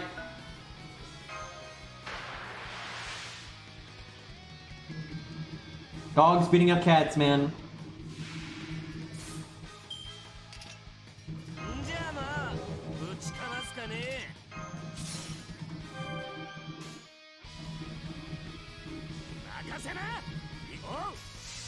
Probably should have done art last, actually.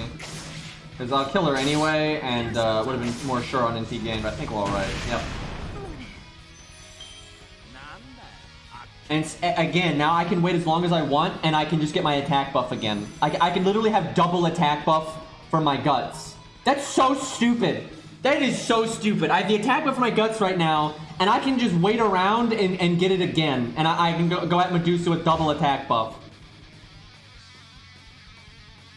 Oh yeah, that's the play.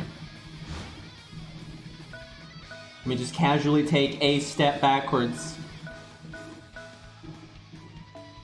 Why does she only have 1 action point? Can just someone explain this to me? Like, this is so abusable.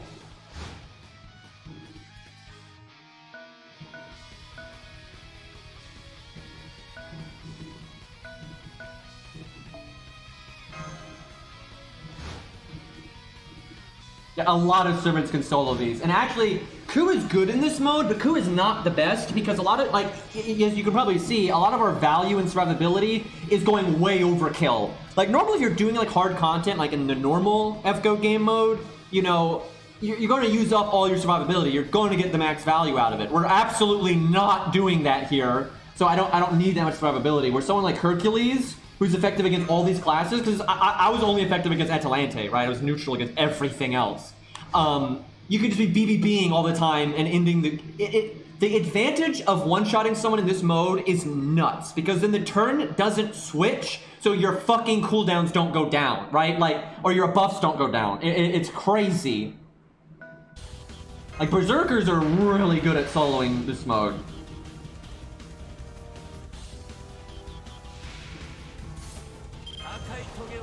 Double attack buff on Ku, man. And if I wanted to, I could have waited until this was back, and I could have done that as well.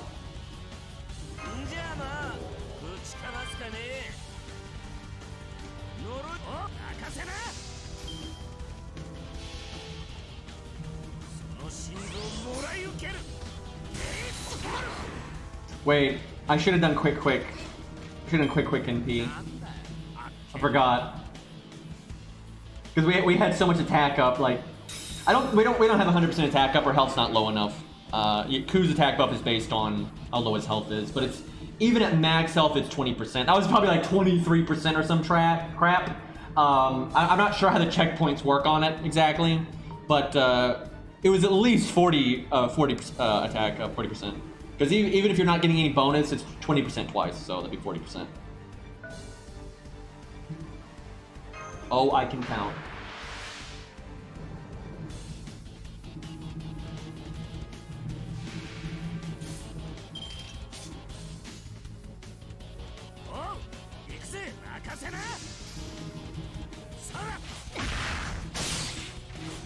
Jeez.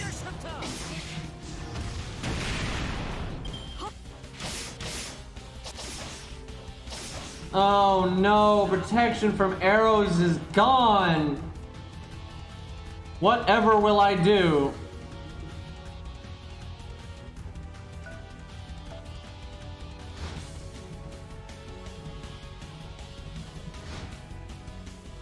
Take a step backwards and cast it again. Yeah, the baseline is 20%, and then based on how low his health is, it goes up to 50%.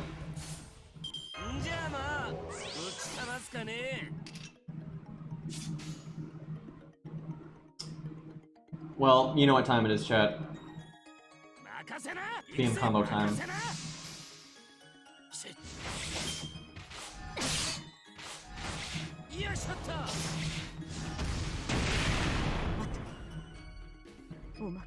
Medusa doesn't deserve this, you are correct. Don't tell Fury.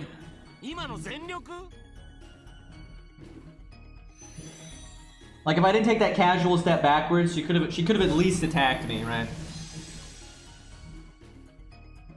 At least I had to think, though. That wasn't like a brain... Like, that was actually, you know... The whole master maneuvering thing was a bit of work, so that was kind of fun.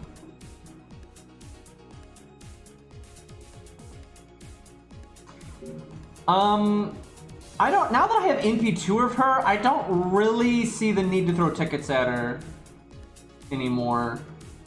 But I guess we start saving those again. Although, wait, is my Fiona NP5? Because, boy, I think... I know he hits on one of my accounts. Let me see.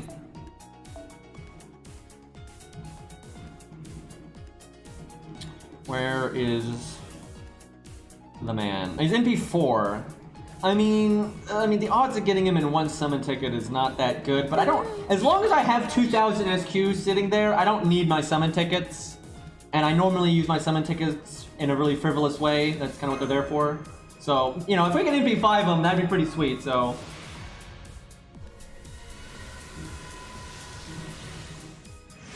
I don't really want NP3 scat, though. Well, it was a Lancer. It's his buddy. We got his bud, so... Well, kind of, anyway. The guy that stole his wife.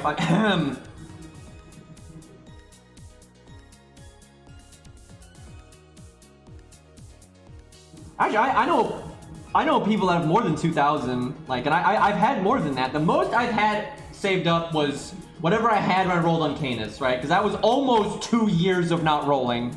I rolled a bit, you know, on 3 stars, but that was a lot. That's the most I've ever had was for Canis.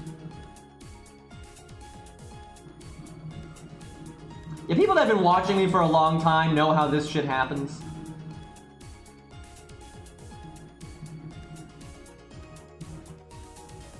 The main thing is what I do is I only roll big. Like, I'll roll a little bit on things here and there, and I'll use summon tickets on whatever the fuck.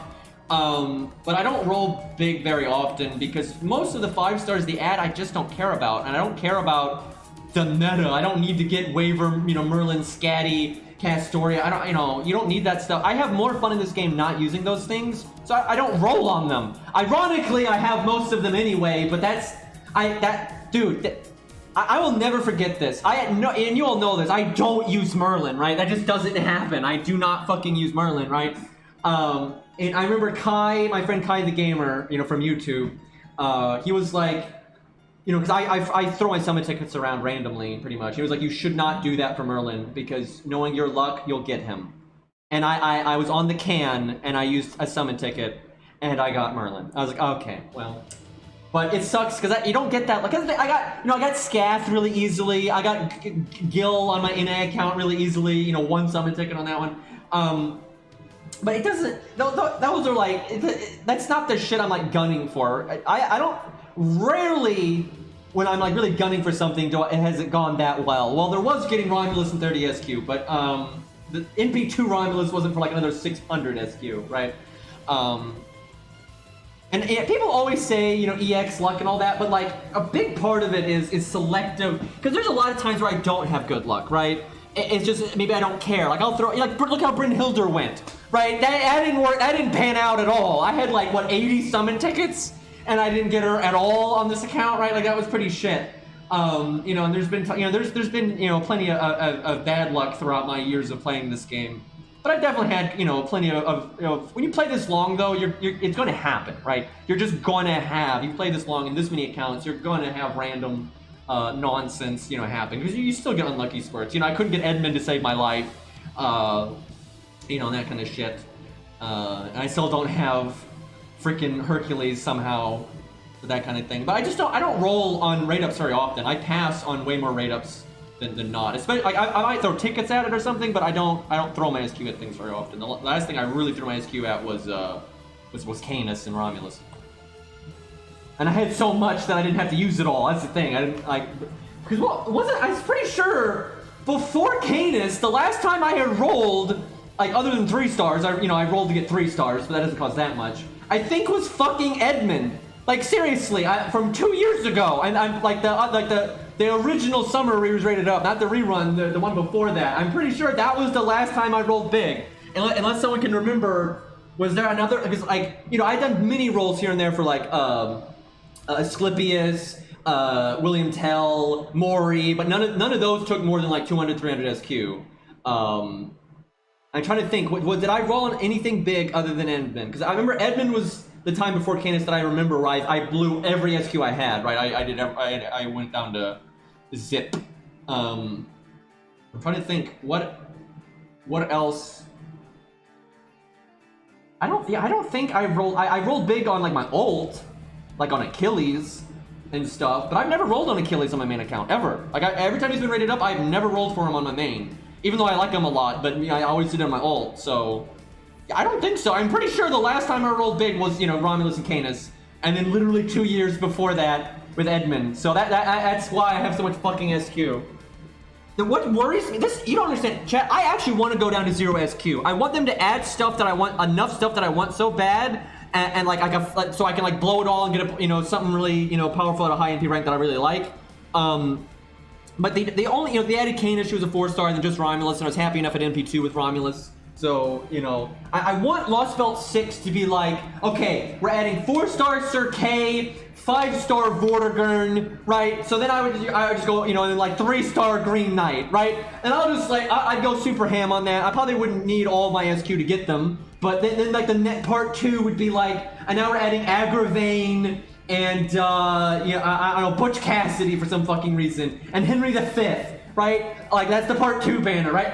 Between those 2 banners, I would use like all 2,000, right? I can pretty much guarantee you I would use all 2,000 on those 2 banners, and I'd be happy, right? Because then I'd have Henry V and Vortigern, Grey Knight, Sir K. That'd be amazing, right? And then I would just start saving up again for whenever they happen to add something I really like again. But, you know, they don't add things that I super like that often. When they add things I like, it's almost always 3 stars, so.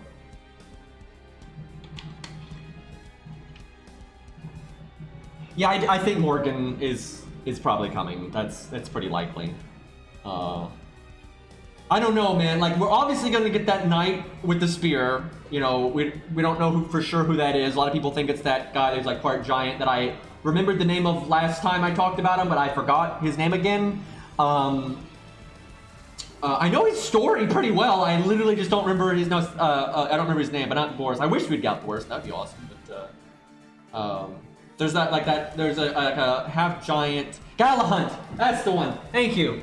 Yeah, I know his story decently well, but I think it might be him because he does have a famous spear and he was said to be huge, like a very big boy, right? So I think it could be him. The only thing that makes me skeptical about that, like if you look at the evidence, that's the most likely one.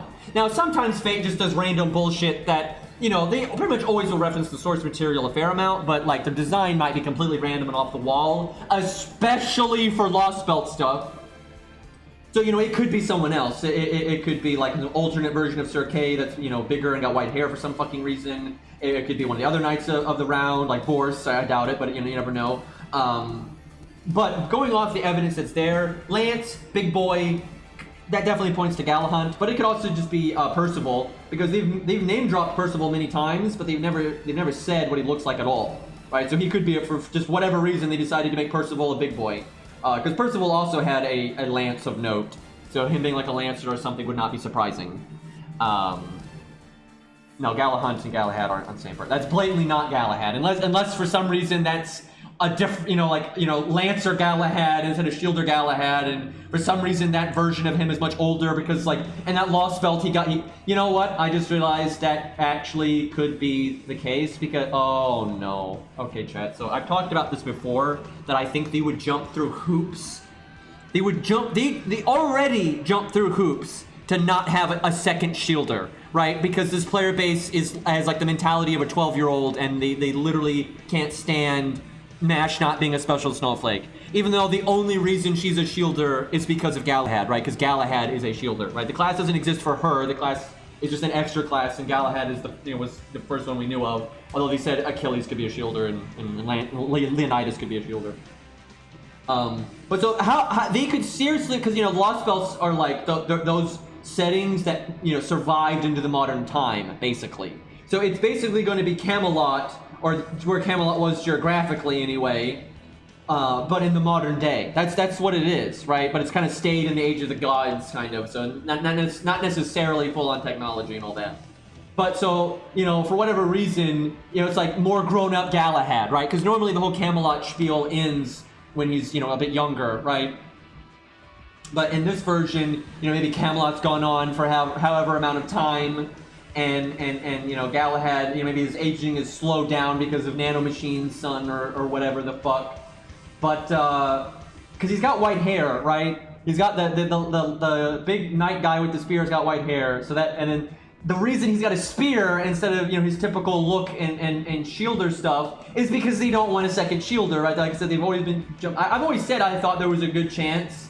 Even though Galahad's been a Shielder this whole time, we've seen him as a Shielder. Mash's design is based off Galahad. All of her abilities are Galahad's abilities and stuff. So, I mean, obviously he should be a Shielder, right? But they're not going to want to do that because Mash fans are just crybabies. Well, not most Mash fans aren't. There's just a minority of Mash fans that are.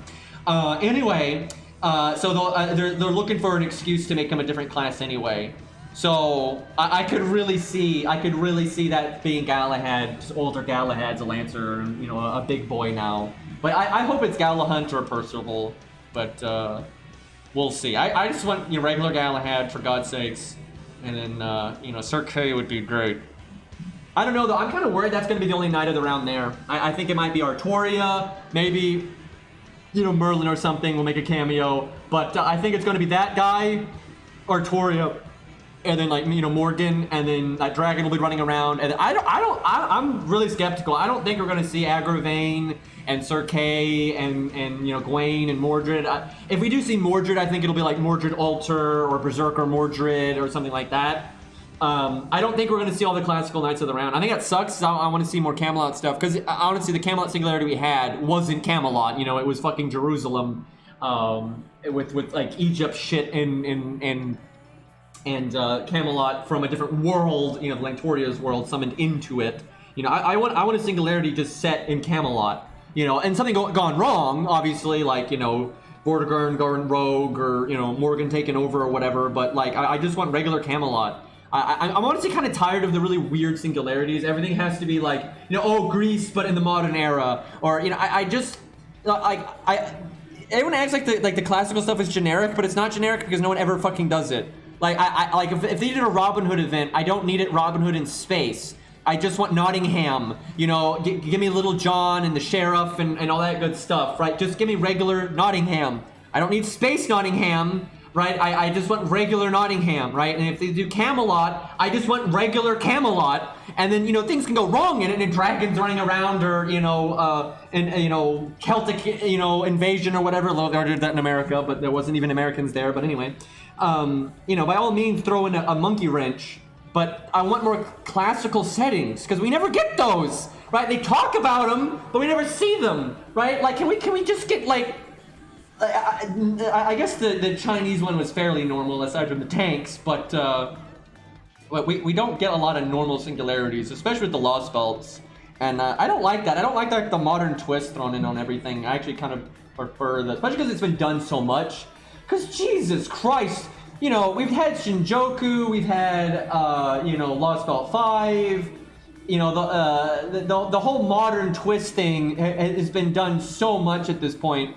I'm pretty tired of it. I'm not one of those people that hates the modern era. A lot of people are like, oh, I hate guns and all that stuff. I just want swords and magic and shit. I'm not like that at all. I think guns are cool and everything else. I have no problem with modern stuff. But they've done it so much that I'm like, oh my god, please just give me some normal shit. But yeah, I don't think we're getting normal shit for Camelot. I've lost a lot of hype for Camelot. Like, seriously, when they announced all the Lost Belts, it was the one I was the most hyped for. But between the ridiculous roster I saw from the opening and just the setting with, like, the lighting and everything, and all how the other Lost Belts have been, I'm so skeptical that I'm going to like Lost Belt 6. I mean, the story might be good. You know, Lost Belt 5 story was awesome and all that. Like, it might play out really well. It might have great boss fights. I might enjoy the shit out of it. But in terms of, like, the raw setting and the characters that are going to be there, I'm actually afraid that I'm not going to roll big. That's a big part of why I was actually willing to roll a bit on Scath, just because I was like, I got a lot of SQ, and I just don't think I'm going to... I don't think they're going to add Sir K, man. Like, if they add Sir K, I'm going to roll for him, obviously, but... I don't see it happening, man. I hope I'm wrong, but... I don't know. We'll see. I think Lost Belt 7 will be good, because I think that's going to be a lot of just, like, you know, Guadia's story's going to come to the, like, out, and probably going to see Ort, and, you know, all that. No, so I think Lost Belt 7 could be pretty good. I don't know if there'll be stuff that I'll... Like, even if Guadia's in it, I don't know if he'll be rated up then, and things like that, so I don't know. But yeah, if Lost Belt 6 is a shit show, I'll just keep saving for Lost Belt 7 then. But, I don't know, because it's been so long since I've rolled big, it just felt kind of bad. Like, I wanted to roll big. And I was so excited when I got to roll for Canis and Romulus, because it was a chance for me to get, like, you know, Hercules. You know, it was a chance to get Beowulf. It was a chance to get, you know, I've been one away from limit breaking imaginary round for years, but because I don't roll that often, I just never gotten another imaginary round, right? But I didn't get to roll that big. I got NP5 Canis and, like, you know, 450 SQ or something. You know, I got Romulus NP2 in like 600 or something. You know that, and at the time I was at, like, you know, 2,000, like 700 or some shit, right? So I still had plenty left over, and then the anniversary gave us a bunch and everything. So it's like I haven't felt like I've gotten to, you know, really unlock stuff, right? I want to get spooked, you know. I want to get Beowulf and you know, Hercules, mostly Beowulf and Hercules and Tesla, but I don't get a chance of that very often. But at this point, if they rate up Tesla, I'm rolling, right? Because I think it's more likely that I'm going to like Tesla more than a lot of the stuff that they're going to add in Lost Belt 6. I really feel that way right now, and I really, really like Tesla. So if they rated up Tesla tomorrow, I would roll. I'm not going to roll to get MP5 or anything, but I would roll. I would roll until I got him. Like, I'd go down to, like, you know, 1,700, 1,500, whatever. Like, I would get him MP2 for sure, because I like Tesla, so... don't have as much stock in Lost Belt 6 as I once did, but we'll see. Hopefully it's good. I'm definitely gonna make sure I have some left over for it. Yeah, getting Tesla's a pain. I have him MP1. I got him from a GSSR a very long time ago. But yeah, I want an MP2 and I want to grail him. If I had an MP2, I'd actually be grailing him right now. Story's not a scam. Story's not a scam. It's actually gonna be really good to roll story, especially if you're a new account. Because, okay, if you're a new player, a lot of the new things they're going to add are not necessarily going to be to your liking, right? The next 5 rate-ups you might not care about at all. Like, a lot of people aren't just, like, you know, super horny and they roll on every waifu they see, right? That a lot of people don't care about that. And a lot of stuff that they want is not going to be rated up anytime soon, if at all, right? And they can get those things from the story. But like, but the odds aren't very good. That's true. But you also get other really good things from the story summon, right? You get, like, okay, let me put you this way. Here's a really good example. Let's say I was a brand spanking new account, okay? These CEs are not that good, These rated up CEs are not that good. I will say they're a bit better than normal, actually. A lot of the rated up CEs and banners are trash in the long run. They might be good for the event, but after the event, they're trash. Now, this one's okay, because this has got starting NP and stuff. Like, so the 5-star one here is actually pretty good. But very often, these rated up CEs right here are not good. The default ones are better. K-Scope's better, Canith CE's better, Formacraft is better, you know, the Sunlight one's better, the Anti-Berserker one's better. Like, so many default CEs are better. You know, Art of Death is better. All that shit, right? Don't start, chat. Anyway, so if you roll on this banner, you're a brand spanking new account, okay? Let's say you don't, Scath is not, you're like, yeah, she's okay, but, you know, she's not that big of a deal. And gameplay-wise, you're planning on like maybe leveling Ku or something, right? Because Ku, if you need, oh god, there it is. Thank you for the sub, though. I always appreciate the support. Anyway, see, I always confuse this chat because all the new people now think I said that, right? But I guess that's the point. Anyway, so new account. Everyone has Ku available to them sooner or later, right? And Ku's a very good single target Lancer. You're not really in need of a single target Lancer. So if you don't like Scath, you don't need her. Now sure, Scath's really good, and if you like her, it's great, right? She's got good gameplay, she's got that animation update and all that. So if you like Scath, you know, sure, it's great. But a lot of people are like, yeah, Scath's whatever, you know, so she's cool, but it's not that big of a deal. I got Ku, and gameplay-wise, Ku's more than good enough, all right? And maybe you don't like Fionn at all. A lot of people dislike Fionn. I like him, but a lot of people don't like him, okay? So there's no reason to roll on this banner, right? If you're like a brand new player and that's how you feel, there's no point in rolling this banner. And again, these CEs are a little bit better than normal, but most of the rated up CEs are not good, right? So rolling on this banner would suck, right? You're rolling on a 5-star that a 3-star can fill the role of and sometimes be better than easily, like, especially if you Grail Ku. Like, if you Grail Ku, I'd say he's absolutely better than Scath. But, so gameplay-wise, you're not gaining that much. If you don't really care for a character that much, there's no point, right? And the next rated up's going like that too. The next rated up CEs, they might be okay, but they're not going to be better than K-Scope and Formacraft and all those things. A lot of those fundamental CEs are extremely useful to an account, and you're not going to get them very quickly from rolling in banners. Never mind this banner, just banners in general is not a good way to get K-Scope, Canus CE, Art of Death, all that stuff. You know, now if you are, again, new account, and let's say you roll story, first off, if maybe you wait to roll story until you beat Camelot, now you can get Bedivere. That's really good. It's not that hard to get Bedivere through story summon. Yeah, it's going to take a while. You're not going to get them in 2 seconds necessarily, but it's not like surprising to get Bedivere out of story summon. So you got the one Bedivere they give you for free, and then now boom, you got NP2 Bedivere. That's really good. You got that upgraded NP. He's already doing huge damage now. It is way more reliable for a new account to get Bedivere than wait around and hope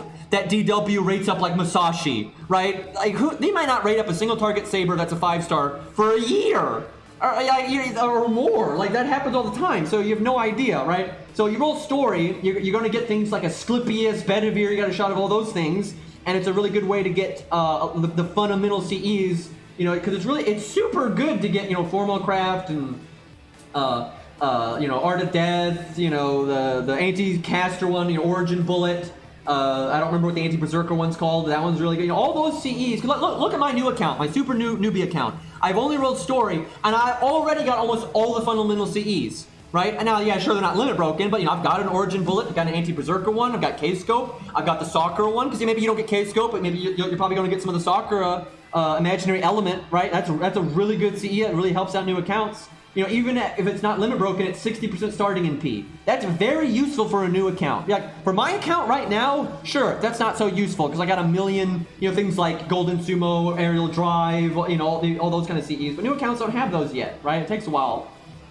So honestly, Story Summon's pretty awesome. I legitimately recommend, if you're a new player, brand spanking new account, and unless there's that one character you just gotta get and you think they might get rated up within like a year, I would roll story for a while. Now, yeah, don't roll story up forever, right? Because once you start getting a few fundamental CEs, you grab a couple of golds here and there, you don't really need to roll it anymore. Then it makes more sense to stockpile your SQ until like your favorite character gets rated up, right? But you know, you want to get some fundamental stuff to help you out so you can beat challenge quests, so you can get through the main story and just have fun, right? So I think story is actually very useful, right? You just have to be smart about it. You got to pick the timing.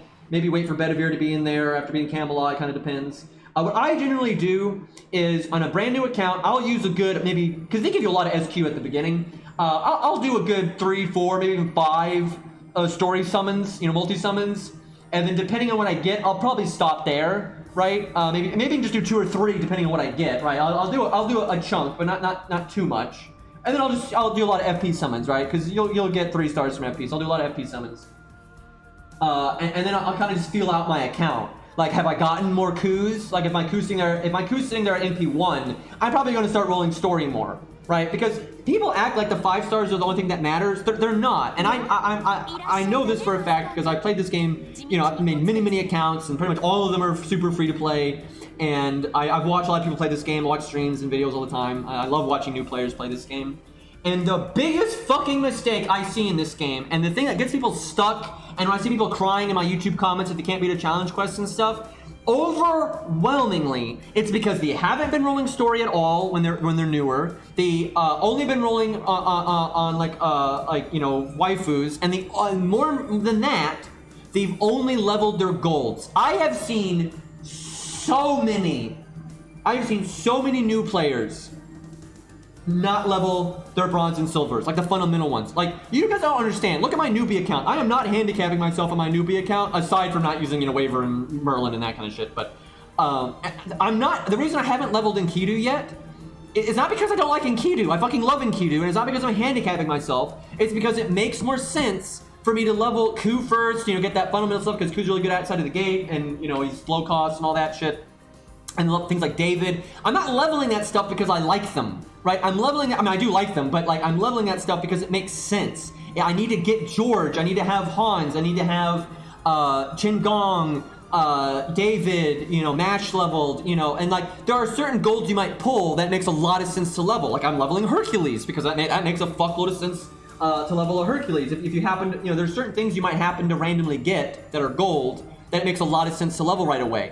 But a lot of golds you're randomly going to get as a new player, it's not really going to be that worth leveling. Like, you need to cover your bases. You need to have a single target assassin like 100 face. You know, you need a tank like George. You need some supports like David and Hans.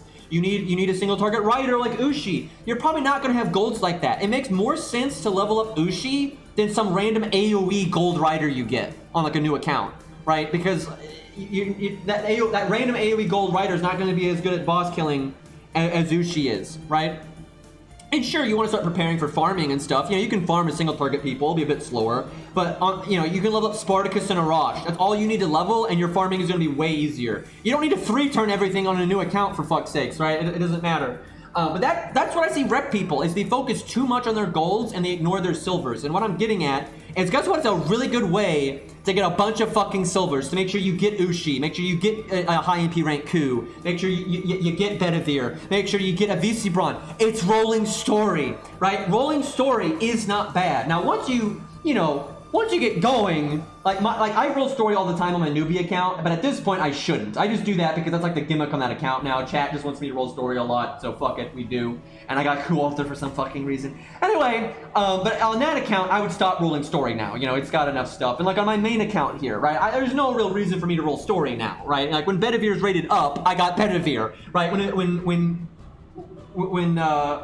Fuck, I forgot his name. Asclepius, excuse me, when he was rated up, I got him, right? So I don't need to get story for those things.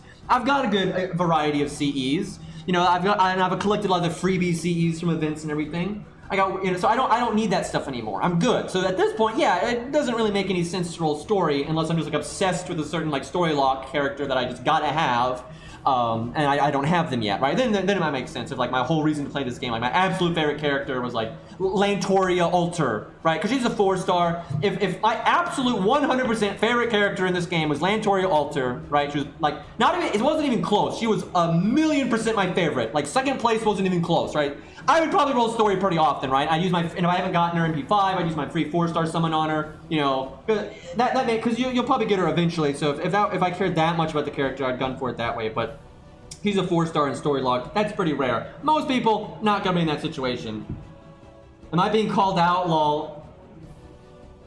Oh yeah, and Columbus. Yeah, Columbus is good. I would say though, Columbus is nice and he's a fun servant, and I really like him. But from a gameplay perspective, you don't really need to have him. He's nice, like he's a good option. But I would say for budget players, in terms of if you need AoE riders, I would say Blackbeard and Medusa get the job done really well. There are times that absolutely Columbus is better than them, but they're good enough that they cover your bases pretty well. And I would say overall Medusa is probably the best budget AoE writer right now, because she has a battery skill, right? So maybe you don't have a waiver, but you summon your friend's waiver, right? So you get lots of NP right there. You have maybe starting NP from like, you know, one of the many 50% starting NPCs to give out and things like that. So it's like, it's nice. It's a really handy thing. And she hits really hard now because she's got the upgraded NP and the attack up, so. But yeah, Story is fine. Story has such a reputation. Story has such a reputation for being bad, but it's not bad. Like, I actually think a lot of new players would benefit from rolling Story. Like, that's something that wrecks a lot of people, and just like leveling their goddamn silvers, man. Yeah, because Columbus, you have to beat Agartha, right? So you'd have to beat Guadia and all those things. So yeah, I'm not trying to shit on Columbus. I actually really like Columbus, but he is kind of unpractical, right? He's kind of a luxury item, if you will, because by the time you can get him, you probably already have Blackbeard or Medusa leveled or something like that. And then a lot of people don't like Columbus, and then, yeah, there are some times that he's really good, but they're niche. It's not that big of a deal.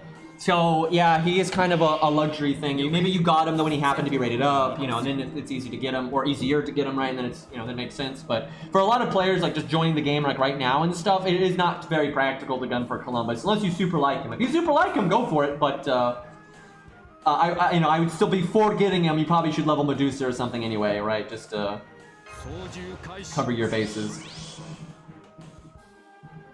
Yeah, you don't get a copy of him for free. That really sucks.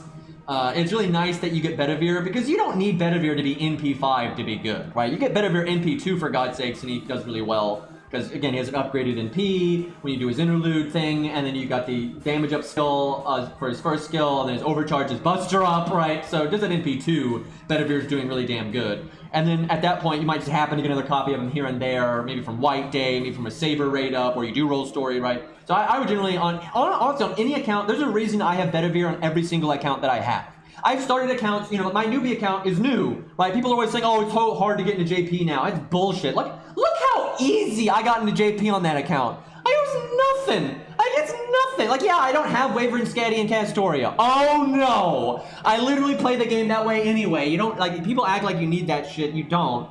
Like, my God, was it easy to, like, I barely even play the newbie account, right? I'm whiffing AP on that account right now, right? I haven't touched that account all day, right?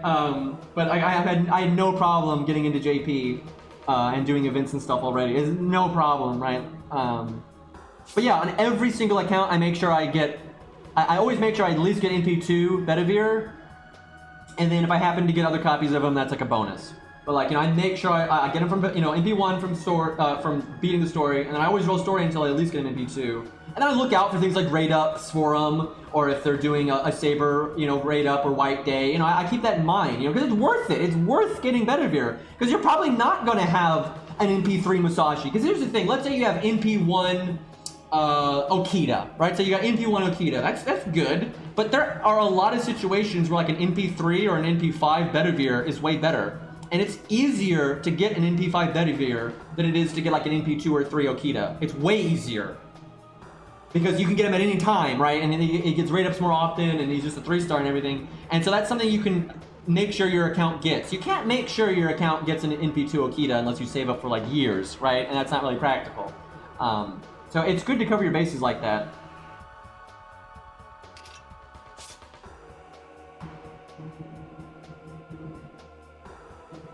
See, Saberlot is less reliant on NP ranks. I mean, it's nice because Saberlot kind of naturally gets a fuckload of NP gain, so he gets to NP often, you know, like it or not. I don't know if I don't think I'm supposed to use Waver's attack buff there. Oh well. This turn's kind of awkward. Anyway, what the fuck was I talking about? Oh yeah, Bedivere and Saberlot. But yeah, Saberlot, most of his damage comes from normal cards, but it's nice to have, and crits, but it's nice to have a high NP rank, because he's going to NP often anyway, but it's not a big deal if he's, like, Saberlot really is about the normal card damage, and then the NP is like an extra boom. Fuck! That's bad. I misplayed a lot there. I wasn't really paying attention to what I was doing. That's really bad. It's because I forgot I did the attack buff from this, right? So I shouldn't have done the waiver attack buff and that kind of thing. So I kind of screwed over a VC Braun here. Paying attention's hard, chat. What do you want from me?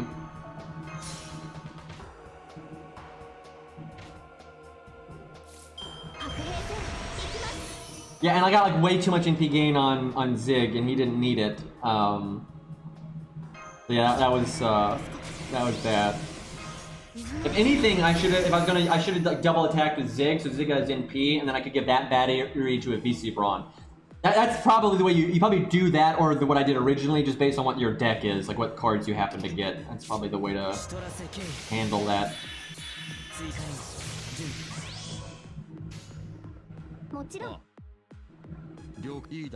So, I'm gonna make some people mad here, but I've come to realize I don't really like Astro Artoria. And I don't mean her gameplay or anything, I just don't really like the character that much. Like, it's just like... It's like Saber Lily, who I wasn't crazy about to begin with, but even less awesome, right? Like, she's just too, like, young and girly, right? Like, too much. And I don't like casters that much. That's the thing, I don't even consider, if I'm playing like an RPG, I don't even consider playing as like a caster. I'm always gonna be like knight, sword, axe, spear, that kind of thing. I'm not big on casters. There's a few exceptions. There's some casters here and there that I think are pretty awesome, like a VC Braun, you know, golems are awesome. You know, there are exceptions, but even still, I like plate armor and you know, melee weapons. So she's less awesome than Saber Lily anyway, because Saber Lily's at least got armor and a melee weapon, and then Caster Artoria is like even more Lily than Lily, and then she's a caster, right? So I don't like hate her. I'm not like, oh my god, I can't stand this character, but I don't care for her. And it's not like, if I was, let's say you had a single player game, right? And you had a lot of characters to pick from, right? Like you like the FGO cast to pick from basically, and you can pick 5. She's not making the cut, right? I wouldn't even consider it. Like, no, like just no. Like that's not even in the realm of the kind of things I want around, right? So not my favorite Artoria at all. So, but yeah, I mean, she's way better. She's way better than Liz, right? And Trapface and you know, Kiara. You know, I like her way better than those things. But yeah, she's not my cup of tea at all. Well, we messed up on VC Braun NP gain, and he can't NP right now. Feels bad.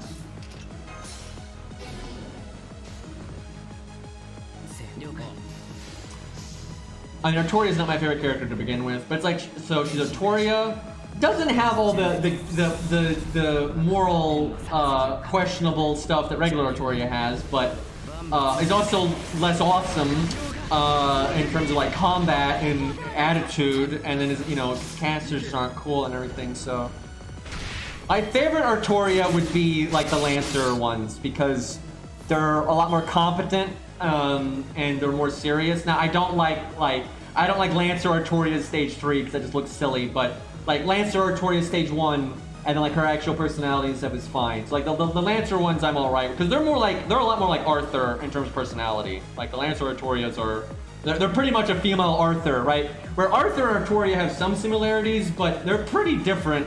But yeah, none of the Artorias though are like super high on my list or anything. But the Lancer ones are definitely the best.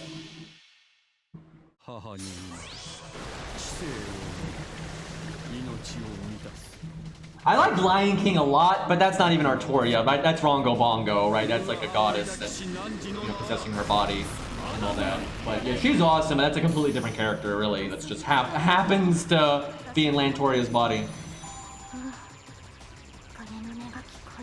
And see, she had, you know, the cool armor and like the cooler cape color and the glowing green eyes and all that shit, right? So aesthetically better too. And she even has a helmet version, right? Her helmet version's different from the summonable one. Like the fur part is white instead of like tan, and like the armor is a bit different and all that. So it's pretty cool.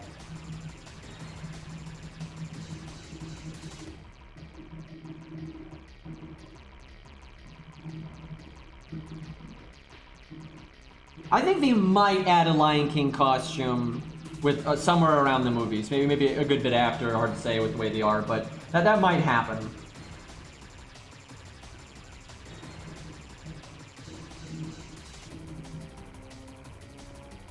I actually don't see not that many people use Stage 3 Lantoria. It's actually pretty rare. It's not just the boobs being dumb. It's the colors. First of all, just no armor is not awesome. The boobs or no, that doesn't matter. Like, no armor is not awesome. You know, if you have the option to have armor, it's just cooler. But then, so no armor, and then horrible colors. Like, oh my god, you don't put a large amount of bright red with a large amount of blue. That just doesn't... It's very tacky.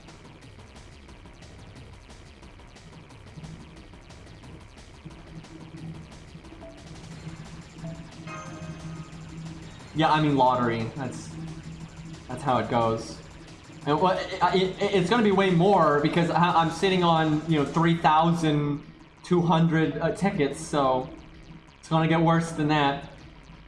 Now, thankfully, on my newbie account, which I should really be playing right now, but or my 1 to 3 star. Actually, I should be playing the 1 to 3 star account. But anyway, my newbie account has so many, and my 1 to 3 star account have so many things to level that they can use that stuff up in no time.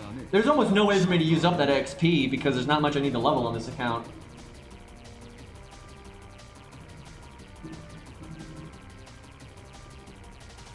No, I don't like all versions of Ku. I mean, I like all versions of Ku that are actually Ku, but I don't like Ku Alter. The Ku Alter is. I'm not saying this as like a joke or like a slide. He's not Ku. Like, that's just canonically, Ku Alter is a made-up, fabricated being that is not Ku at all, right? And that aside, I don't like him anyway. His design is stupid, and he's boring as hell, and his design is stupid. So yeah, and like he's like he puts up with Mev, right? And I don't like Mev at all, right? So these are not positive traits.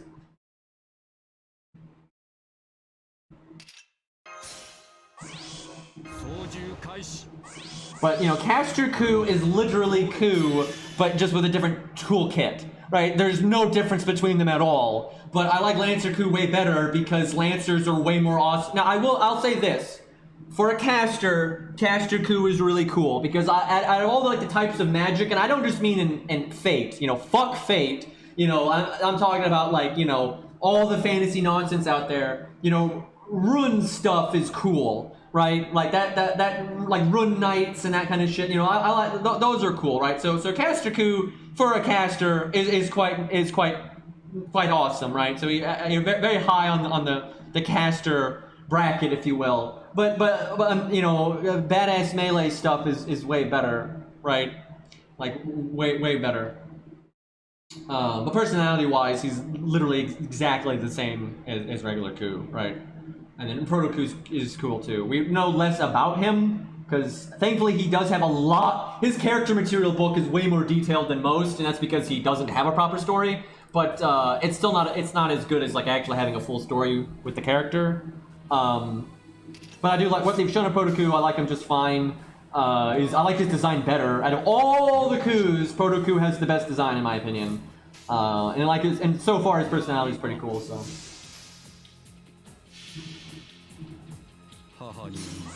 I mean, I level Caster Ku. My Caster Ku is 70, so.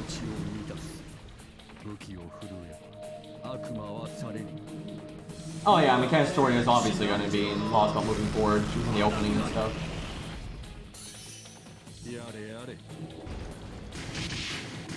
And I would like to see Warp Spasm Ku. That's a really interesting part of the legend and everything. How much I will like it is just going to be depending on how it's done, right? Like, if the 100 now, there's no way they're not going to copy paste the actual design from the mythology because they basically never do that. Like, yeah, a lot of characters in Fate, very much pull from their source material. People act like they don't, but like most of Fate pulls pretty heavily from their source material. But their design is still anime, right? And you have more classical stuff like Gwen and Lancelot, sure, but like generally they make things anime, right? And I obviously if they copy paste Warp Spasm Ku ain't nobody gonna roll on that, right? But if they make it like a cool monster, people will roll on it. It's probably like crazy, to be honest. So it's just gonna be up to how they decide to do it.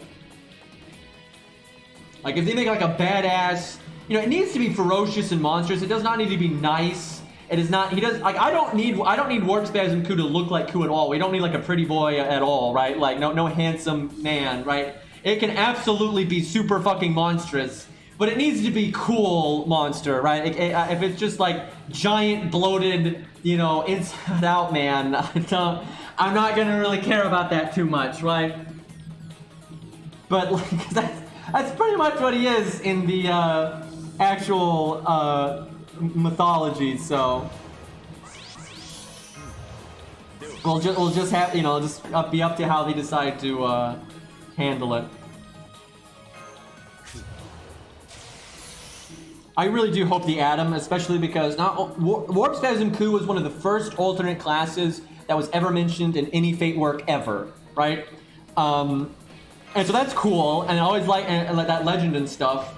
And the fact that they mentioned him again, I seriously thought they had forgotten about him, and they were just going to be like, yeah, even though they said Ku-Ulter's not the proper Berserker, they would just never touch that again, right? They don't want two Berserker Kus, right?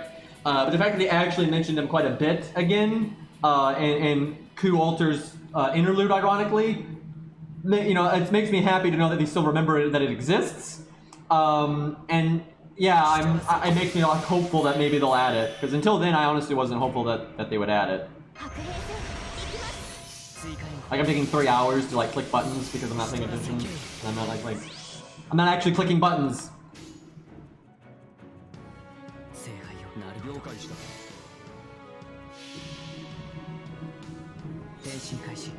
I mean, the water thing is probably not gonna work in Fate, let's be real. And that's not even how he was in every version, because, again, mythology has no set canon.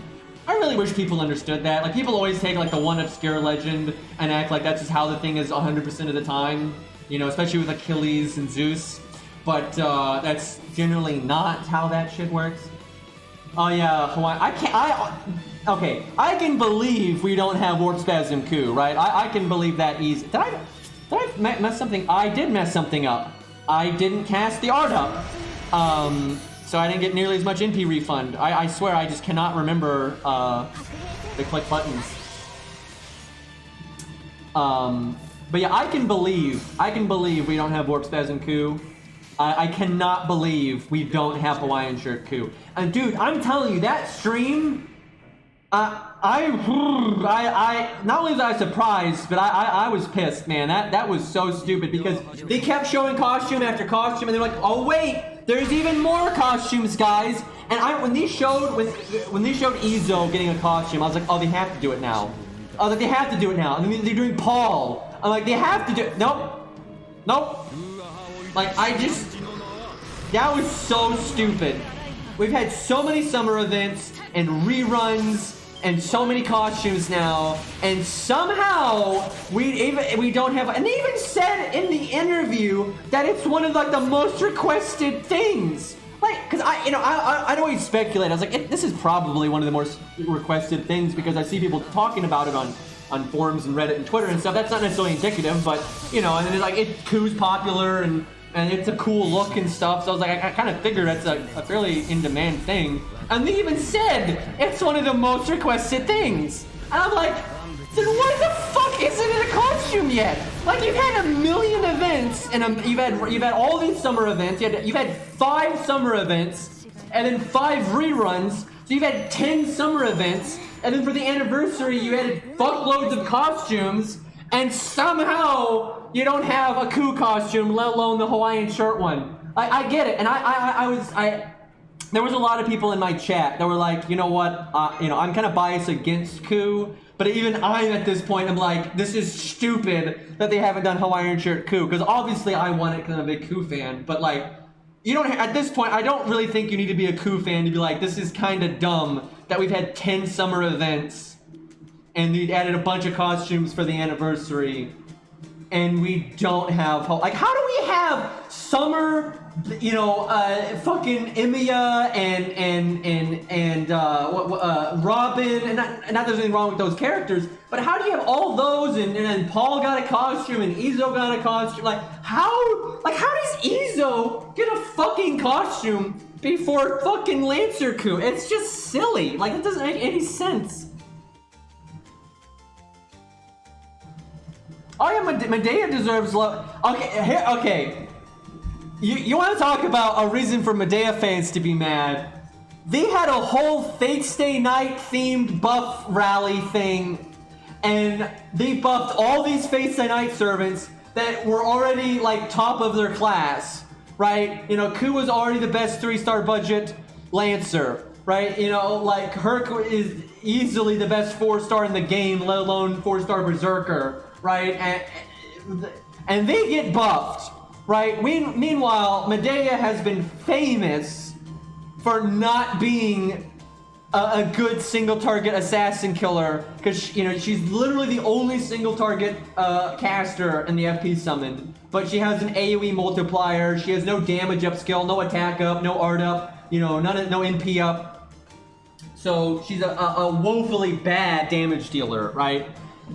And the game needs it. So like you're gonna do this. Like I could forgive them buffing regular Ku before buffing like you know a Proto Ku or Dyrmid or Romulus. Right? I could forgive that if they'd also buffed Medea, for God's sakes. But they didn't. How do you do a giant Fate Stay Night themed buff thing and you don't buff Medea? I don't like what? And like yeah, Medea is still a very practical servant. But not as a damage dealer, she's not. You know, they like what they should have done was either upgraded her NP a second time, like now they've upgraded, you know, the same skill on Emiya a second time, and it turns orange instead of yellow, right? They should have either done that, or they should have buffed one of her skills to give her like a 3-turn art up or a 3-turn NP damage up, so that makes her NP do more damage. It needs to be a nice big art up. You know, give her something crazy. They gave Hohenheim a 3-turn 50% NP gain up, right? That is ridiculous. Not 1 turn, 3 turn. That was such a big thing. So it's not broken if Medea gets, I'm not kidding, you could give Medea like a 70% art up for 3 turns. That's not broken because her hit count's not very high on her art cards. Right, so yeah, she's gonna get insane NP gain rate off that, but that's fine. It's okay if we got fucking all these servants now just NPing every goddamn turn, and that's fine. It's okay if Medea can spam her NP like 3 or 4 times in a row. That's totally fine. And if while she's doing that, she's got a 70% art up, she's still not going to be doing amazing damage, to be honest. She's not. Right, it'd be a lot better, but she's not going to be suddenly, oh my god, she's just melting all the assassin bosses. She's not going to do that. But she'll at least be good enough that if you're like, when you're fighting the big assassin fight in Shimosa, or when you're fighting Lee in Lost Belt 3 and stuff, it's going to make super sense to use Medea as like a damage dealer there. It could be your main damage dealer for a budget player, right? Like, it's still going to be debatable if she's going to be better than Mori and stuff, but like, she's a really good option now, right? Where now she's not. She can be a backup DPS like at the end, but she's not a good, you cannot use Medea as like your primary DPS unless the supports are, you know, really carrying. Yeah, it's lame. She should be. Whenever we fight a nasty caster, Ushi's ready to go, right? Like, Ushi's good enough to take on like a nasty single target, you know, boss fight with the caster. You know, Ushi's got an upgraded NP. It's got a proper single target multiplier. You know, where Medea's is AOE for some reason. But then you know, Ushi's got an evade skill. She's got the NP rate. She's got quick up. She's attack up. You know, she's super ready to go. Medea's not even close to that. You might say, oh, but she's got the buff removal. That does not make up for it. Because, yeah, she's got the buff removal, and that is nice, but Ushi and Ku and all these other things have so many other things going for them that, I mean, she's way behind at this point. Which sucks, you know, it's not ideal.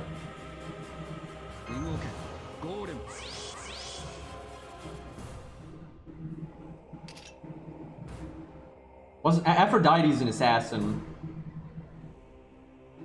Which they did so you could use Medea. I'm so sure the reason they made her an assassin was so Medea was was usable there. Not only that, but they made like Medea and Medea Lily are not the best units for that fight, but they're more useful there than they normally are, and they did that on purpose. They made the boss an assassin, so Medea Lily and Medea are, you know, both class advantage. That's good, and the fight is very debuff based, right? And Medea, both, you know, regular Medea's got debuff clear on his skill, and then regular Medea Lily's got it on her NP, right? Wait, am I... Yeah, she's got the It's Iris Veil that doesn't have any anti-debuff. So yeah, they both are class advantage. They both help with the gimmick and that kind of thing. So, but yeah, Medea is not going to be like the main damage dealer against Aphrodite. She can help, but she just doesn't do enough damage unless you're doing like, you know, Castoria nonsense or something. But yeah, they definitely did that on purpose, and they've done stuff like that before. And like, they're not going to make a character that blatantly can't be an assassin, where there's no way to justify an assassin or whatever. You know, sometimes, you know, things are backwards or whatever, but you can see sometimes they definitely, especially with boss enemies that aren't going to have a playable variant, a lot of times they make the class something that you know, kind of goes with the theme.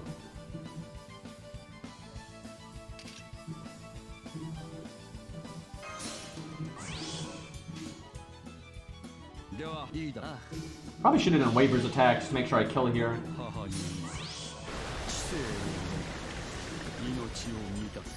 The thing is, Ilya's got other things going for her, and Ilya is better at looping. Easily, Ilya is better. Overall, Ilya is a much better caster than Shootin'. Especially if Ilya's in P2 or something like that. But I mean, Shootin's fine. Oh my god. Well, I remember when I saw like I should have attacked with waiver.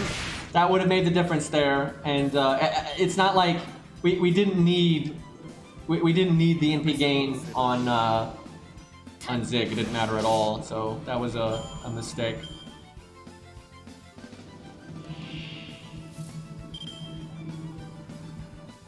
We ruined it, chat. The thing is, I'm not really 3-turning anyway because I'm talking so much and I'm not like focusing on like what I'm supposed to be doing. I'm not. It doesn't matter. Like it doesn't matter. It's whatever. Yeah,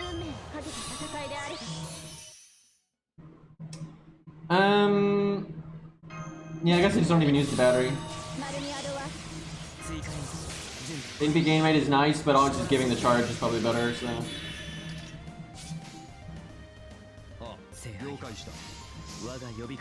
Besides, if I really want to get hardcore about farming this, I'll probably make a Chen Gong setup because this is such a good time to use him.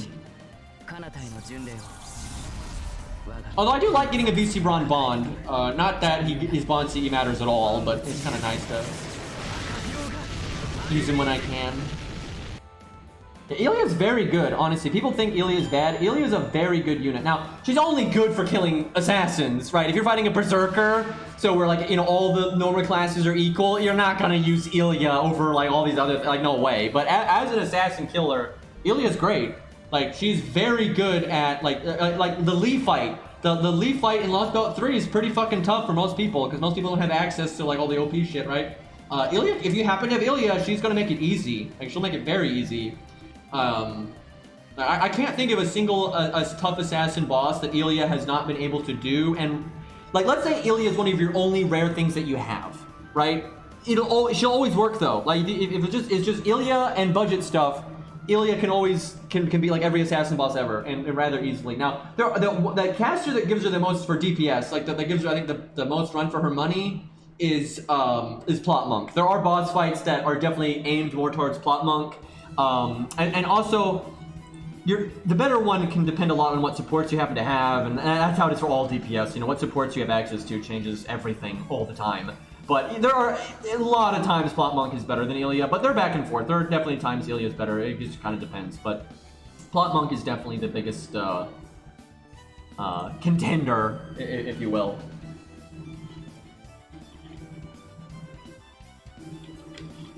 I mean, I know most of my chat knows what I'm about to say, but soloing Guadia means nothing because the number of units that can solo Guadia, 100 face can solo Guedia. Sanson can solo Guedia, right? Soloing Guedia. The only time soloing Guedia is impressive is if they're not using like Exodia, right? They're not Bond 10. They don't have MLBK or Black Grail.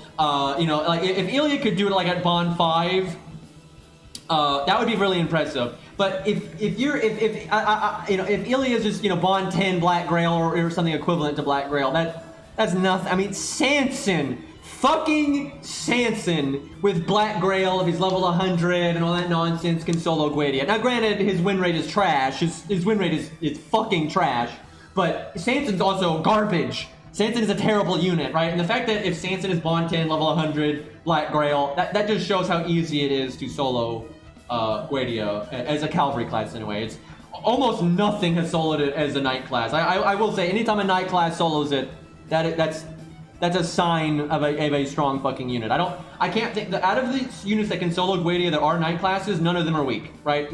Sanson is weak, but he's a cavalry class. I can't think of any knight classes that can solo Guedia that like isn't actually a good unit, right? Because Ku is of course a good unit. Orion is a really good unit. Hot Wheels, I would say I am shocked Hot Wheels can solo Guedia, but he can, and Hot Wheels is a good unit. Now, I do think Hot Wheels, I think, is absolutely being disproportionately favored in that fight. Like, the way knight classes have to fight Guedia, Hot Wheels, because, like, after I thought about it, I can kind of see why Hot Wheels can do it. But I do think Hot Wheels is disproportionately good against Guedia compared to a lot of other knight classes.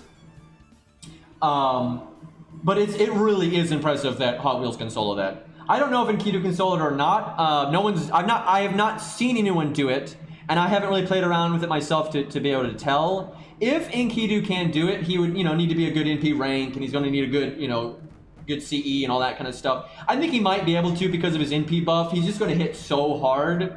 I think you need kind of luck dependent. You need to get like that double NP nice and quick and that kind of thing. But I would not be surprised if Enkidu can do it just because Enkidu's NP damage is just so high now.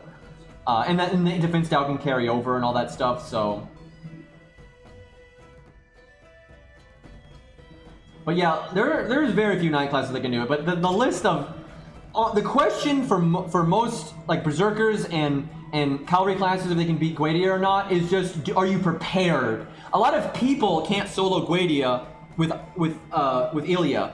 It's not, Ilya can do it, but most people can't because they don't have Rep Bond 10. They don't have like a CE that's strong enough. You know, they don't have all the bells and whistles, right? But for anyone that has all the bells and whistles, they can basically solo Guedia with most of the cavalry classes. It's just, you know, having all the bells and whistles is rare. But when you look at, like, if you look at Guedia solos on YouTube, for example, or Nico and things like that, most people are soloing it. They're Bond 10. They've got a very good CE like, you know, Black Grail. They're using a cavalry class or a berserker, right? Like that, and it's because those things just ultimately have a really easy time with it. So we don't have our buff like we're supposed to because we fucked up the 3 turn, but I think we'll win anyway. So I always get frustrated. You know, people are always like showing off how many boxes they have, which that's fine. But people are always like laughing at how many boxes I have. But then you remember I have 80 accounts, and like generally I have more boxes open than most people. It's just it's not on a single account because, you know, I can't let that pass me by on all my accounts and stuff. I do need the thing is what I should do is I should be playing my 1 to 3 star account more than any. Like I need to get assassin gems like crazy on my 1 to 3 star account, and I'm playing it an okay amount. But first of all, I haven't been playing. I legitimately am behind this round because of the sleep apnea. Literally only yesterday was I starting to feel like a human being again.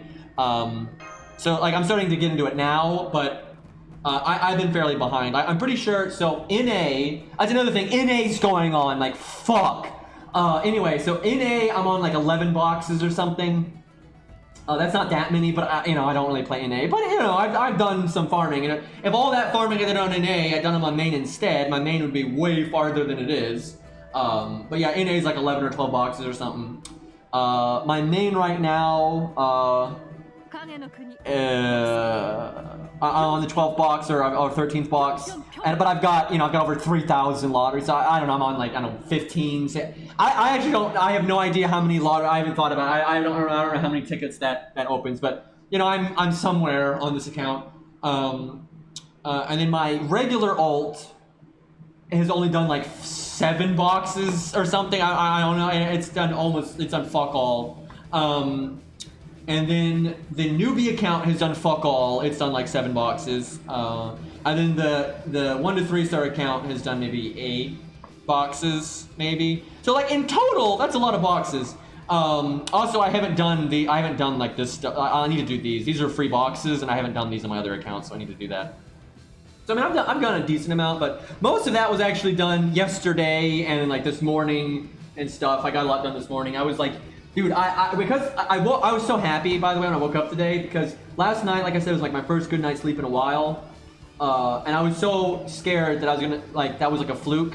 But thankfully, last night was about the same. I got a good 6.5, 7 hours of sleep, which is so much better. So I woke up today and I was like, oh my god, I don't feel. I'm still very tired. I'm very weak. I don't have a lot of energy and stuff. I feel so much better. I'm mentally like with it now. So I was so happy. So I got up. I was getting breakfast. While I was getting breakfast ready, I was immediately getting on the lottery stuff because I was so behind.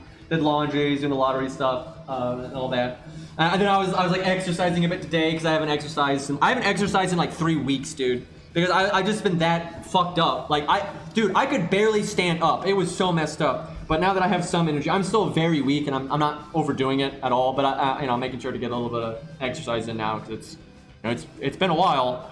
But yeah, the whole time I was trying to catch up on lottery stuff because I've been so fucking behind. But yeah, we'll see. I'm not gonna push myself or anything, but I'm gonna try to get a lot done. This is one of the best lotteries ever. I'm not exaggerating, at least for me, for like the priorities that I have and the things that I need out of the entire game's life. This has pretty much been the best lottery ever. It has skill gems, it has bones, and hero proofs. And not having void dust sucks, but this stage drops void dust, right? So this is amazing. This is not as fun as Hagfest because there's no challenge quests. But in terms of practicality, this is exactly what I needed. My 1 to 3 star account, it needs assassin gems.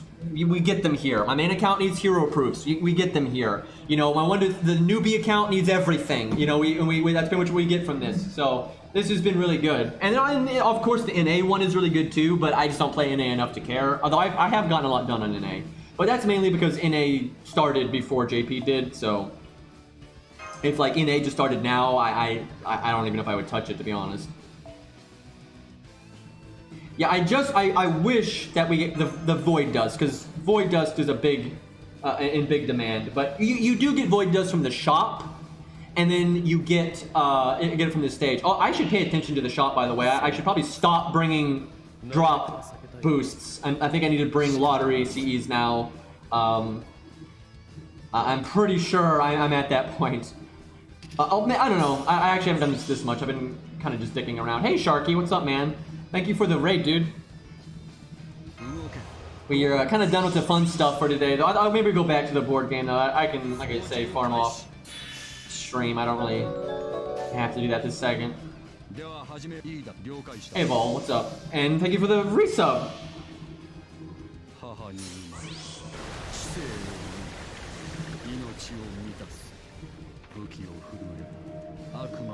Man, I really am happy though to be finally getting somewhat normal sleep, so I gotta keep it up. And like I said, I'm addressing the symptoms, not the cause, so eventually I'm gonna have to deal with this, but I hopefully I can deal with the symptoms well enough that I can go back to normal life. Like God, it's like you don't know what you're missing until you don't have it, right? That's something I often remember though, because I've had times in my life where I was very, very, very ill. And anytime I feel like I'm being, I don't know, spoiled or bored, I try to remember, by the way, you have your health, right? So that generally always gets me in a good mood again, if I just remember I'm not fucked right now, right? So that's a good way to appreciate life, is to experience the lows of it, so.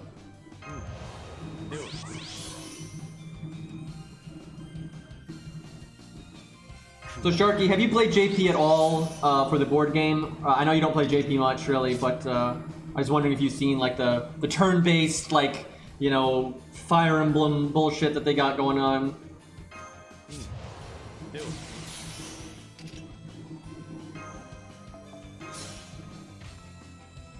I don't know what to call it because it's like the game is turn-based anyway.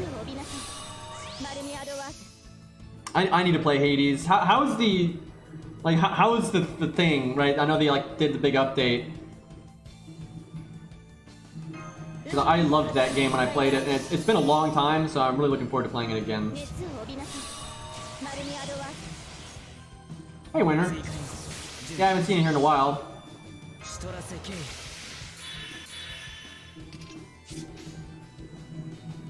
I feel like I'm misplaying right now because I'm trying to read chat, but we'll be fine.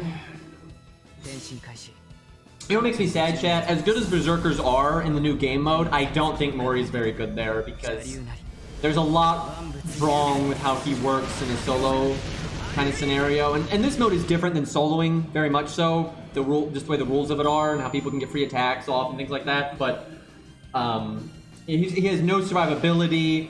And yeah, no BBB. Although I will say, I'm pretty sure my Mori can compensate for that because you know he's got the attack buff, and mine is 2k foed and level 100. I'm pretty sure he could take some people out, but it'd be tough for him to solo. Having absolutely no survivability is a problem. You know, that's not what you want.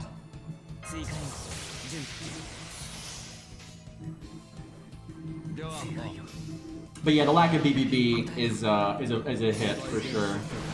Yeah, negative survivability. That's true. Hey, True. Thank you for the resub, man.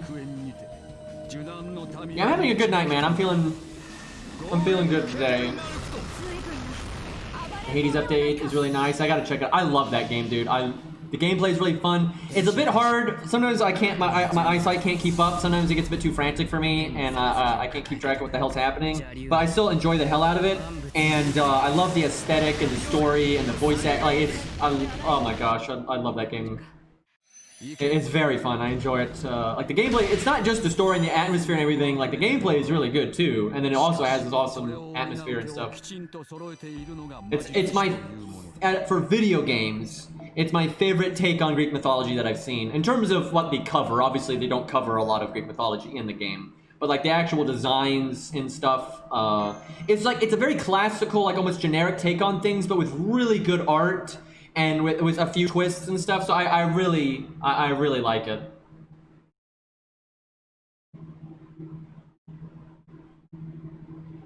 Oh yeah, let me check the shop, see where we're at with our materials.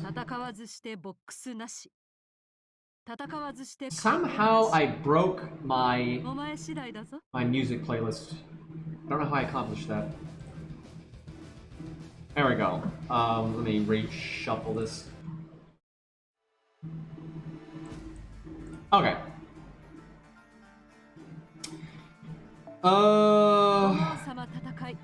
I don't know if I want to buy that or not. So this is fucked. I have not played my old accounts much, right? I only started playing my old accounts like today. So I've played this event a lot more on my main. My main has not gotten a CE drop. I have gotten a CE drop on every single one of my old accounts. Like I barely played like the newbie account in this event, and like one of the first stages it did, I got a CE drop. And same for the 1 to 3 star account. They're just getting CE drop, and then they got another CE drop. And I'm like, can I get one of those? It kind of sucks, but I'm sure I'll get one eventually. Because I'm trying to play this event a lot.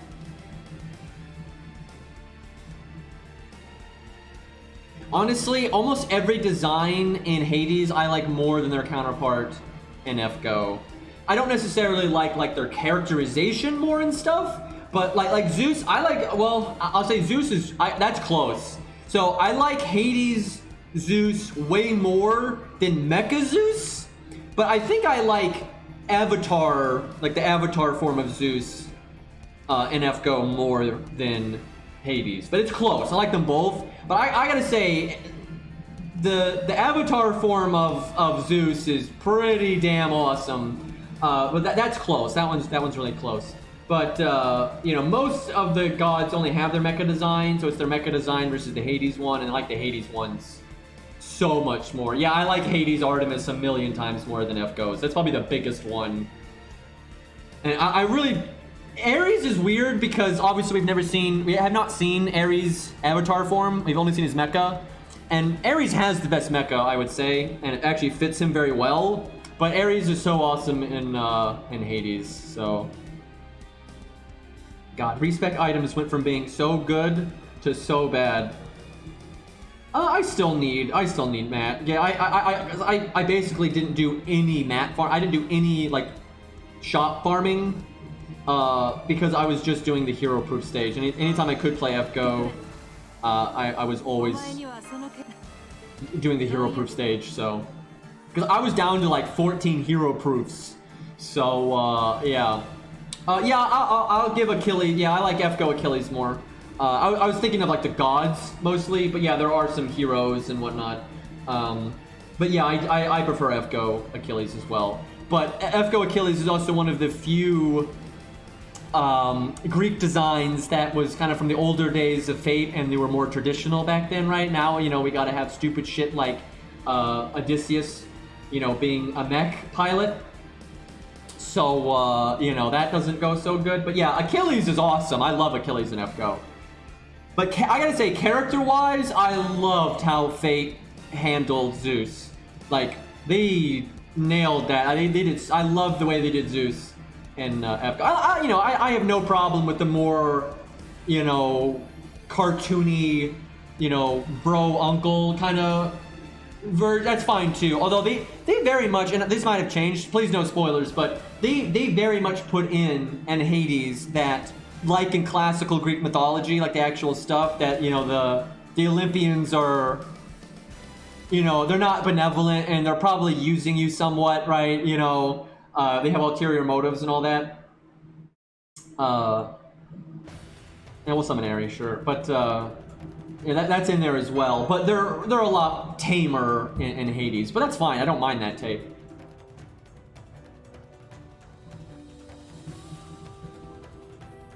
I imagine Aerie is swimming in so much FP right now. Although I guess everyone is swimming in FP because the lottery gives you FP, so I guess everyone's doing really good on that right now.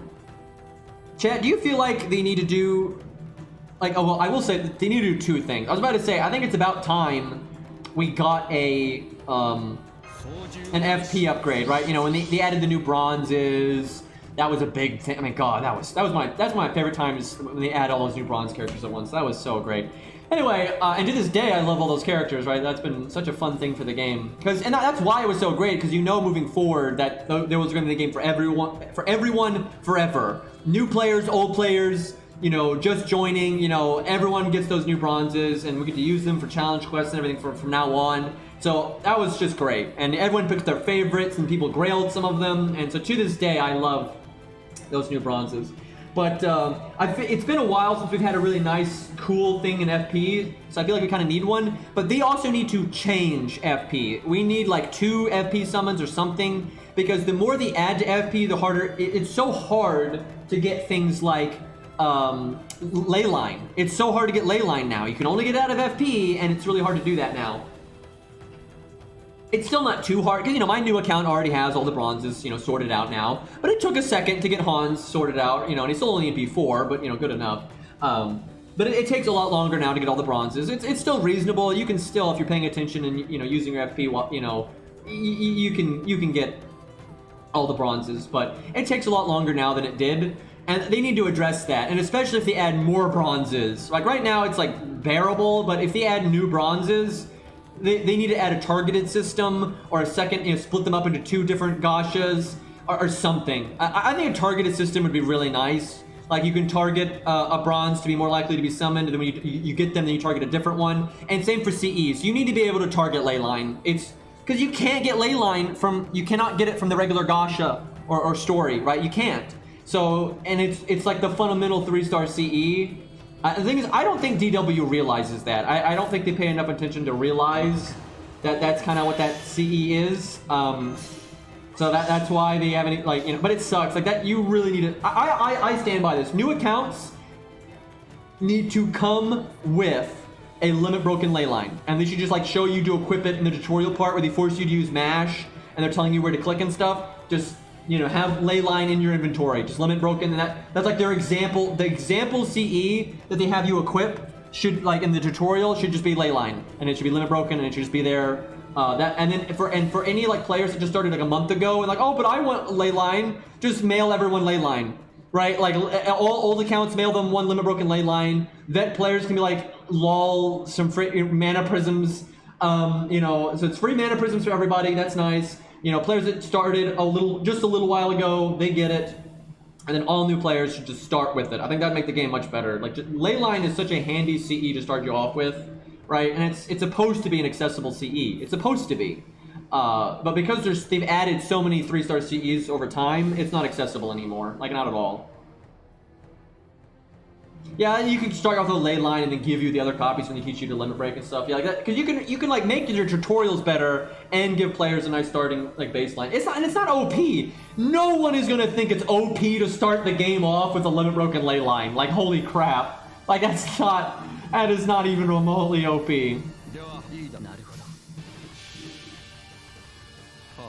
They need to update their tutorial and stuff. And I've always said like a challenge tower where the first like 10 or 20 floors are like kind of hand-holdy and kind of like really show you what's up with like taunts and David's second skill and like how to do basic team building. They need that. They should make a challenge tower. The starting chunk of it is very, you know, showing you the ropes of how to not suck at this game. God damn it, I need to just start using Waver's battery so I kill this thing. It's so fucked. Anyway, so yeah, they need to do that, and that, you know, like, and you can give some rewards. That's nice. You make like the first 20 floors have some nice fundamental rewards that kind of help new accounts catch up, right? Because new accounts aren't like old accounts. Old accounts beat, what was it, Septum, you know, Rome. They beat that story, and they had no more story to do, and so they just were waiting around and farming and then playing events and stuff. New accounts don't have that, so you kind of offset that by like having these like tutorial, you know, 10 or 20 floors and like a challenge tower, and you have them give things like, you know, a bunch of monuments, you know, and then give some basic mats, you know, like the early mats that you need, you know, like new players need a lot of the old school mats, like, you know, the golem crystals and cogs and horseshoes, void dust, you know, that. So you just have the, you know, the floors give stuff like that, and that way, if they add this challenge tower, right, new players aren't going to be pissed, right, when they have to do the baby floors, right? They're like, oh yeah, these baby floors. I know how to use taunt game, you know, I know how team building works. But you're like, oh hey, I get some void dust, right? Cool, right? No one's going to complain about that, right? So you make the first chunk of it like that, and then when you start making it like harder stuff that's optional, you don't need to do it. Then you start making it harder and you're not so hand-holdy, but you don't make it required anymore, right? It's like, you don't make the reward so good that you feel like you have to do it, right? But you kind of ease people into it, and you make the floors replayable just for fun, you know, because you transition from like tutorials into like proper challenges, right? That's a really elegant system in my opinion, because you can transition from a tutorial into things that are slightly challenging into things that are very challenging, right? So you get a nice curve, right? So early players kind of just get a feel for how the fuck to play the game. So when they get to Gwaine, they're not blindsided, and then you don't make the challenge tower go from tutorial into super hard all of a sudden. But you kind of ease them into it, and then when it does get super hard, it's like, oh yeah, this is an optional thing now. I've already done the tutorial. I don't need to do this. I'm clearly not prepared to fight this crazy bullshit. Like, seriously, most players, if they see an optional game mode, when their characters are like level 30 and shit, right, and they just started playing the game, and they see like an enemy that's like, you know, got break bars and like, you know, 1,000,000 health or some garbage, that's such an obvious, like, oh, I'm supposed to do this later, right? It's like, that's obvious, right? And so they're not going to feel bad about it, and they're not going to be like, oh, I gotta do this right now. They're like, oh yeah, clearly, there's no time limit on this. The reward is just whatever, you know, it's like, you know, a few mats. You know, I'll come back and do this later. I'll go back to doing events or the story now. And then later on, when they're not like so pressed to level service, like, oh hey, I'm a bit bored right now. There's no event going on. We got a dead week. I'm caught up on the story. You know, I got a lot of service level. Let me go do that thing that I had like no chance of doing. I'll probably steamroll it now, and then beat some of those. Like, oh yeah, this is fun. And then they catch up to when it's like a bit harder again. You know, that's a really good system in my opinion. Yeah, and Challenge Tower can take its own kind of AP. That's how most games do it. I think that'd be great for the game, so people aren't bored when there's a filler week. And a lot of people, when there's a filler week, want to just go farm, and that's fine. But a lot of people don't want to do that. And again, you make the floors replayable. And sure, the first 20, 30, 40 floors probably aren't going to be worth replaying. But once you start, doing the later ones, they probably will be worth replaying. And you can have a lot of fun with them and solo some and do teams for some. That'd be a lot of fun. Test it. Hey, look, they added a new 5-star and I got them. I want to test them. There's that one floor that's really hard, but this class is good, so I'll go and do that, right? And then you can, as time goes on, occasionally you can add new floors. You don't need to add new floors often. But like that's what Epic 7 does for they've got like the Abyss mode. Every maybe once or twice a year they add like 10 floors, right? But all the 10 floors are replayable, right? So it'd be quite nice. I mean, I don't know if I'd call this free-to-play farming. I mean, I'm pretty much free-to-play on this account, but I'm just fucking around and doing whatever right now. I mean, this setup works just fine, although I fucked up a turn 1, but, whatever. But, I'm just doing whatever. I mean, this is if I was gonna do a free-to-play setup, let's see, I guess it would be like, I mean, Chen Gong, definitely. You probably summon someone's Castoria or Waver. You might use a VC Brawn. I don't know, VC Brawn might not make the cut. Let me think. Because if you want to be pure free-to-play, that means the only super rare thing would be the thing you summon, right? So the only rare thing would be Castoria. So you'd probably do Castoria, support. If literally nothing else is allowed to be 4 and 5-star, I think a VC Brawn might make the cut then, honestly. If you do have other 4 and 5 stars on the team, though, I don't think a VC Brawn would make the cut. If you're being really meta about it. Yeah, Hohenheim is pretty much always really good when you're being really free to play, because he could take out this wave, and then he helps you loop and all that. So yeah, and then he can be ammo for Chen Gong if you want to do that. And Chen Gong has almost single target damage, really. He's still a low star, but low stars get the big boost here and stuff. The question is, I guess, could Chen Gong one-shot the first guy on a free-to-play setup? You could probably, let me think, I guess you would do Chen Gong, maybe you already have Castor or Toria out, and then you just ammo her, and then you switch in Hohenheim, and then Hohenheim takes out wave 2. I don't know, maybe you probably would already want Hohenheim out, though, to help Chen loop. We might play around with this. Let's do some super free-to-play stuff in a second. Let me get this over with. Let me try not to misplay like a motherfucker, though, because I already misplayed a little bit.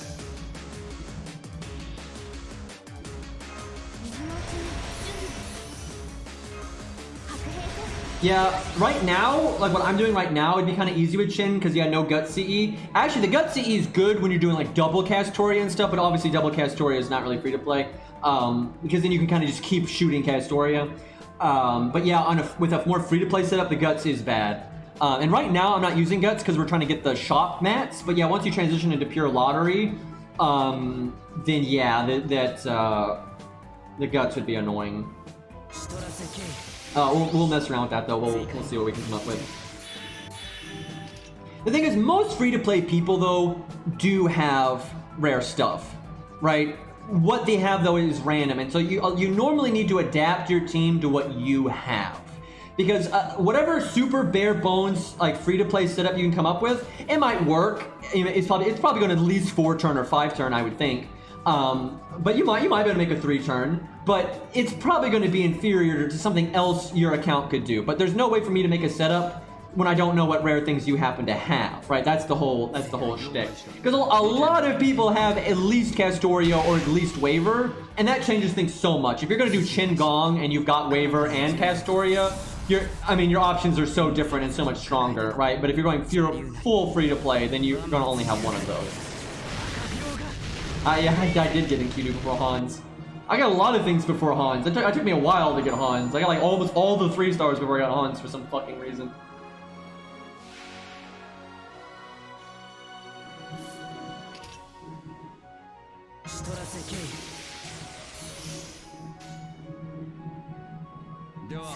Alright, yeah, we can drop the shop efficiency here and we can do some free-to-play stuff just because. I'll have to experiment a little bit because I don't really rely on Castoria ever. I actually generally, I would rather farm slightly less efficiently but not rely on a support in any way. Or rely on a support where it can be Waver or Castoria or Scatty, like I don't care. But oftentimes I like to set it up where the support is just in the far back and I just use my own stuff. I just have more fun that way. And it's also reliable because then you can always summon based on CE and not based on the unit, and you can always summon a support that has the best CE. Now, lotteries are different because the only CE ultimately you're going to be looking for in the long run is just the lottery CE. And so it's really easy to like summon Castoria over and over again or Waver over and over again, right? But for most events, you know, you're going to be farming the silver mat, the bronze mat, and the gold mat. A lot of people won't have those because those are from the gacha, not the event shop. So what you're summoning might be all over the map. So for like farming Summer 4 is so different than farming a lottery, right? And if you're trying to always summon a friend support that has like the best CE possible for what you're doing, you're probably not going to always be summoning Waver, Castoria, or something like that. You might be summoning just some random nonsense. So in those kind of scenarios, I almost always will not rely on my support, even if it slows down my farming a bit. I just would rather be more reliable like that. And again, this event, I'm not caring so much about. This is like the only time ever that I'm caring less about AP to drop ratio efficiency because it's a lottery, right? But almost every other event, as I preach all the time, it's not worth it to focus on 3 turning. It's just not. It's so much better to focus on maximum drop rate boost, right? Even if you have like fuck all event CEs, you know, bring whatever shop points you got, whatever the shop boosts, and always try to summon an MLB version of what you need from your support list, right? Even if that slows down your farming. Like, most players, it is so much. The reason I have so many apples is because it's not just every once in a while, every goddamn event, except for lotteries, really, every goddamn event, I focus on AP to drop efficiency, not speed to drop efficiency. And the end result is, you know, you have a lot of apples, which is nice. So, and I think that's worth it for most people. But yeah, these kinds of events are different. All right, let's try to focus on. Let's see, what is this stage drop? I'm trying to, whatever mat drops is what we care about. I figure, I literally can't see. I have no idea what this stage drops. I figure most people want to farm this one because surely more people want Void Dust than whatever the fuck the other one drops. Hey, Ludes, what's up? I feel bad because I'm like, you know, I'm pretty known for not farming on stream, and that's true, and Ludes normally kind of sells me as that on his stream, and right now we're about to fuck around with like farming nonsense, but it's a lottery event, so I figure, you know, people care, and but we've been, most of my streams have been the new game mode, but I'll probably show that off because you know what, while Ludes is here, let's do the new game mode. I know I just said we were gonna do well, okay, no wait, no, we'll do the farming thing a little bit, and then I'll do the new game mode, because I don't think Ludes has seen it yet, so. But yeah, let's, okay, so I figure everyone and their mother is gonna be able to summon Castoria in this event, because it's just this fucking game. So we'll build it around that, but we'll make nothing else will be a 4 and a 5 star, so we'll try to make something that's like the most accessible thing possible here. We'll go with drop CEs instead of shop CEs. All right, let me think. I'm not actually that experienced with Castoria nonsense, so this might take a minute. I wish I could filter. I really wish you could filter based on rarity. I wish this game you could do that, so I could filter out all my 5 and 4 stars. Just, you know, throw them all out the window. But you can't do that. I'm sure dude, everyone's doing Castoria nonsense. I guarantee you can do some disgusting ass setup here with the good old scatty bullshit. I have no doubt that that's still totally a thing. All right, I'm thinking Qingong is probably gonna be why I'm not clicking anything and it keeps registering that I'm clicking. I don't normally have that problem with FGO, but it's killing me right now.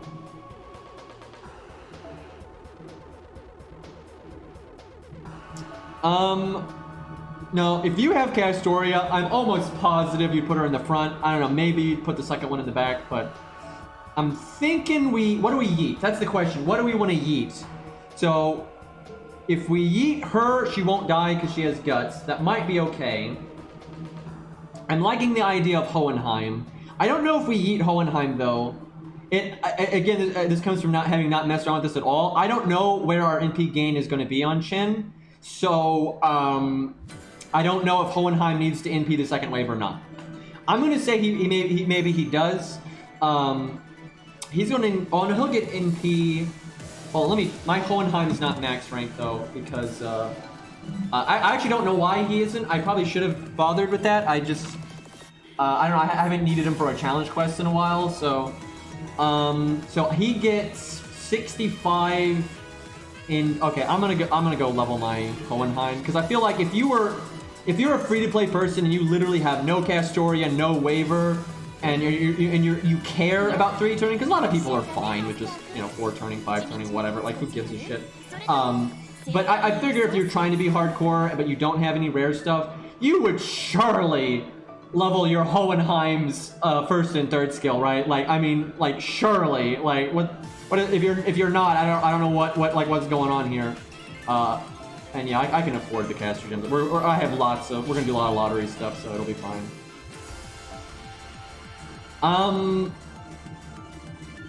I don't, oof, that's the one mat, that's literally the one mat that gives me pause. Like, hero proofs is fine right now, because we're getting so many of those from the event. This is the one mat that gives me pause. But I'll do it because I'm not doing it for the farming, I'm doing it for challenge quests, because if I like my low stars for challenge quests. And, okay, that I'm not doing. Like, even if I had the bones right now, no. No. Just, no. That one's bullshit, okay? Unless I cannot beat a challenge quest unless I do that specifically, that's not happening. Like, that is not fucking happening. That sucks, though, because I won't be able to be as good as I could be, because, Hohenheim can NP with just Castoria's buff and his own if it's rank 10, but he can't at rank 8. He doesn't get enough. So that sucks. Like that's a big difference. Like that really is a big difference. But so it'd be possible though to have his NP guaranteed there. So what do we want to do? I actually like the idea of a VC Braun. I'm not just saying that because I like a VC Braun so much. I feel like if you can't have anything else rare on the team, it seems to make sense to me because he can, well, maybe not. Well, I gotta think, because, so if Hohenheim was ranked 10, I would say Hohenheim 100%. I kind of want to go with, let me look at CEs. At the end result, the CEs are going to matter. Okay, so as much as I'm trying to help new people out, I refuse to not bring Ku or, because a lot of times with Chen Gong, you can get to the next back row, right? Like no problem, and you can bring other things to help the 3-turn happen. But they must be brought, right? They're what I'm working on bond-wise, and I actually care. Other servants, I don't care about bond, but I actually care about their bond. So, oh fuck, I gotta opt to go buy another CE because I can't really mimic having a scuffed CE lineup. Because I don't have enough CEs, so I was trying to get one as a drop, but fuck. Well, I can't be super scuffed on CEs. Okay, I'm gonna do this then because that fixes our NP problem, and then I still get a bonus drop. So the question is, what do you give Chen Gong? How budget do we want this, chat? Because a lot of people have K-Scope that are budget, but they don't have MLB K-Scope. But a lot of people don't have K-Scope, so how budget are we going here? Like, do we want to go with like, just 50% starting NP like a normie? Or do we want like, so no K-Scope, that's gonna hurt, but okay. Oh yeah, Chen Gong gives us battery. So actually Hohenheim's fine. Hohenheim's totally fine, because yeah, he'll get his NP every time.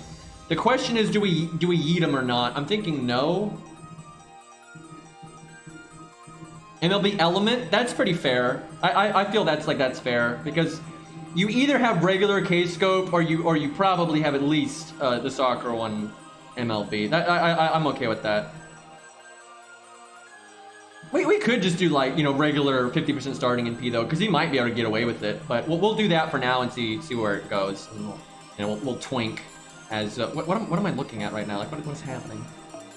I know I've got multiple Sakura CE. There we go. I got multiple of it MLB. I've burned versions of it now because I don't really need more of it anymore.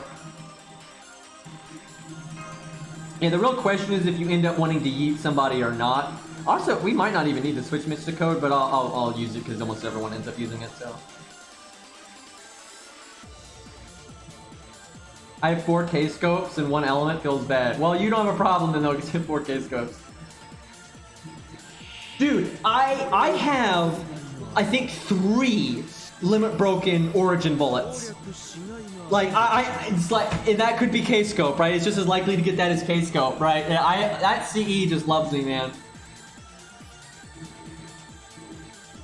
Like, and that's it. I will say I've been abnormally lucky with that, but like no other like default 5-star CE do I have that many copies of.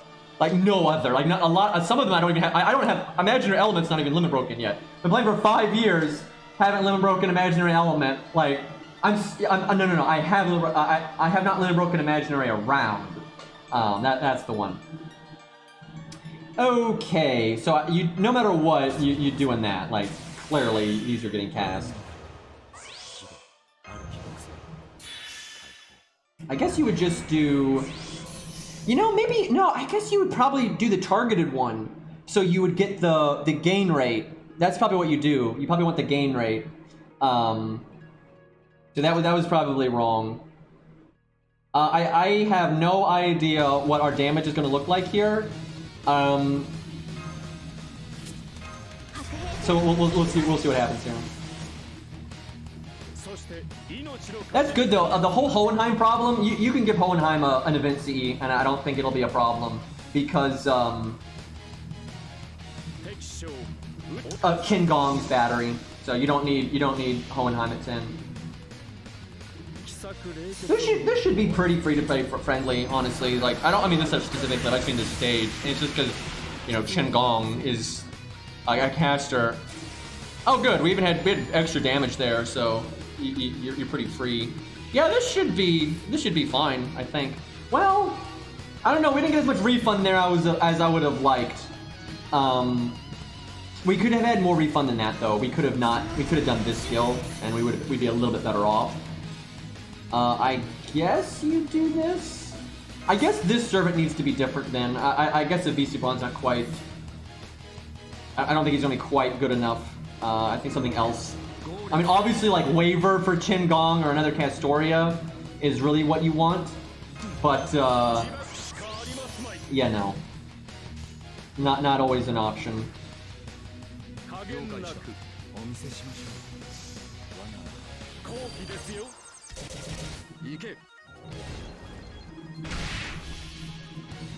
I mean, Bride is not right here. Like, Castoria is better. Besides, no one... You're not. It's so easy to summon Castoria that because there's a million of them on your support list. Trying to make. Hey, thank you for the Twitch Prime sub, Mister. Thank you, man. And silly with the Silly Fest with the 4-month free sub. Thank you guys. But you know, you'd be hard pressed to find a support Nero Bride to even summon, right? Well, we didn't get Shenzhen P in time, so I might need to adjust that a bit.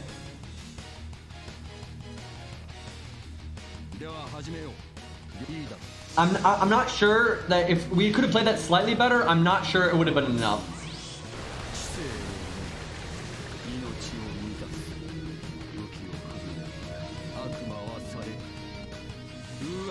We could give Chin also though at CE that helps with the NP refund.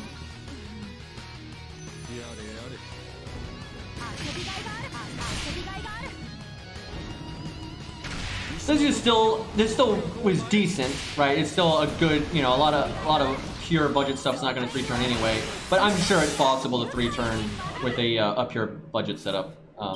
There's no reason to do this, but I'm, you know, style. Hey, it was my first try, okay? It's not bad.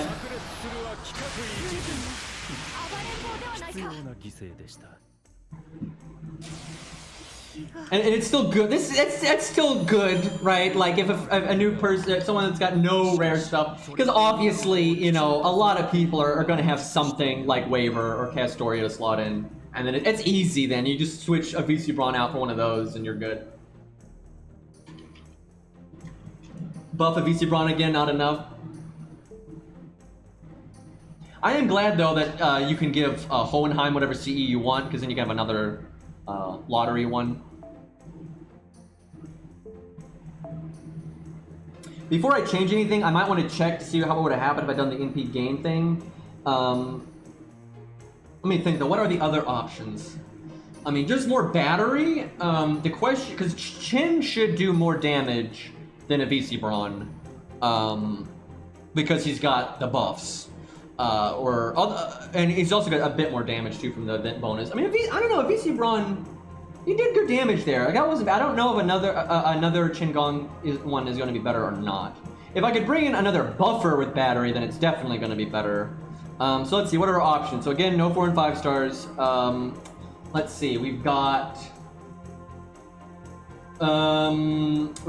Asclepius, but there's no damage there. We've got Shakespeare, there's no damage there. Mozart doesn't have battery.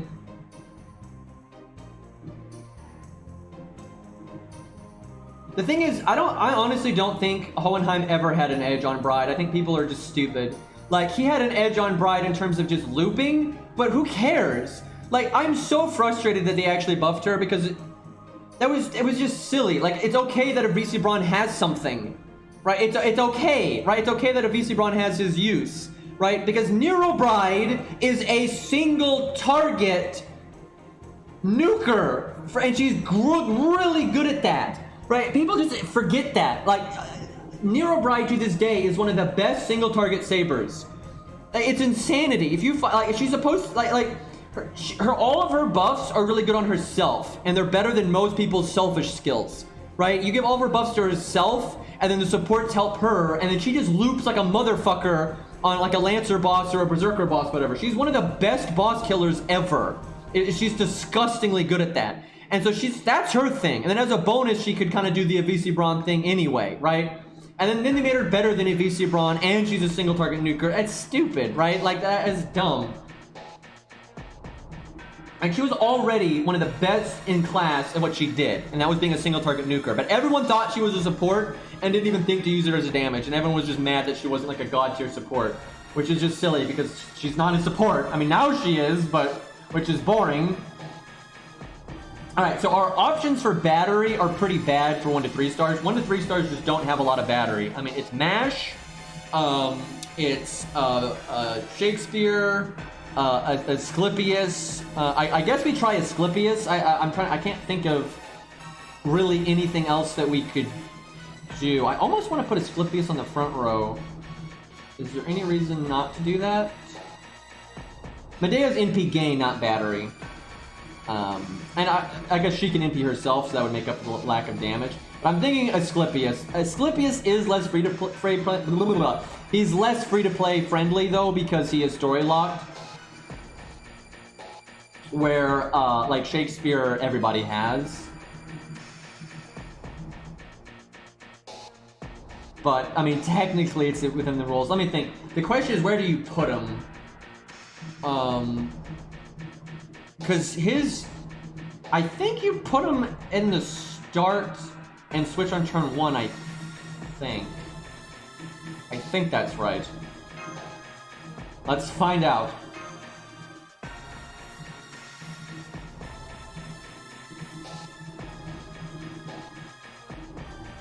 I've actually never been spooked by Tam, funnily enough. Oh, actually, I might have been and I burned her. Honestly, at this point, I wouldn't remember. But I've been spooked by Waver on almost all of my accounts, but I don't remember being spooked by Tam. I have? What account was it? Was it the 1 to 3 star one? Because that's different. Because all spooks are Because early on in the game's life, I probably would have burned her, but at this point, I still don't like Tam's character, but her gameplay is fun. Out of all the big boy supports, I think Tam has the funnest gameplay that requires the most brains. I actually respect her gameplay, and I enjoy it. So even though I don't like her as a character, if I got her now, I would keep her. Yeah, I have to check my accounts. It's because there's certain things that I remember on all my accounts because I care, but a lot of random, you know, 5 stars are not my shtick, so. Alright, I don't want to waste any battery at all. I think what we do...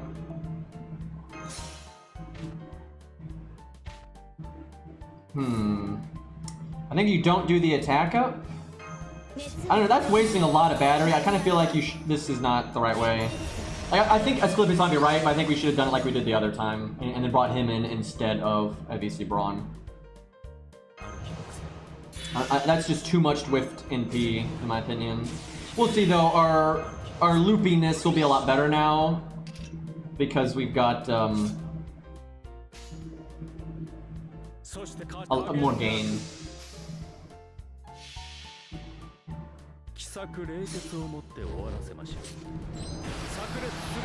That's why I wished I uploaded VODs sooner, because a lot of stuff kind of gets lost to time and my memory, right? So like I wish when the 1 to 3 star account was, I wish I had those VODs when I was doing Camelot.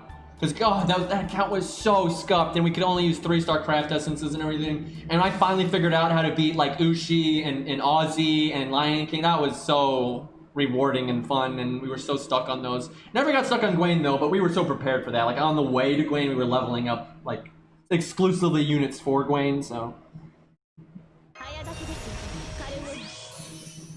Yeah, we're still pretty short on, I think I should have done it the other way around. I need the battery now. Like, I had to overcharge too much there.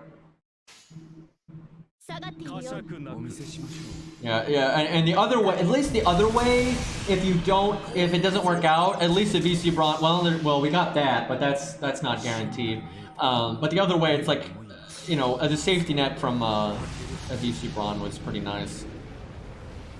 Honestly, if it was just me, if I was just playing for myself, and I did not have Waver, I did not have Scatty, I didn't have any of that stuff, I would, because I can't be bothered, I'm happy enough to just 4-turn, I would probably just do that other setup I did with the VC Braun and just keep farming. I'd rather just do that and not have to fiddle with it. But for the fun of it, I'm sure there's a way to make this 3-turn, but I wouldn't fucking bother, because 4-turning is good enough. And the other setup could 3-turn sometimes.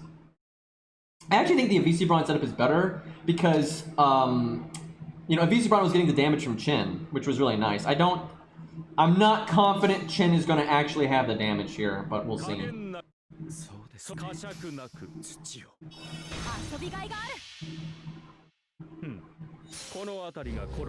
Yeah, it's unlikely to loop because, yeah, there's only one enemy, but, I mean, you don't have to loop fully because you have other battery options.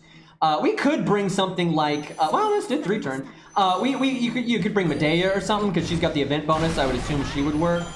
You know, actually, I guess Medea is pretty good because I kind of discounted her because she was gain instead of battery, but that's fine because she could probably kill the jackass, right?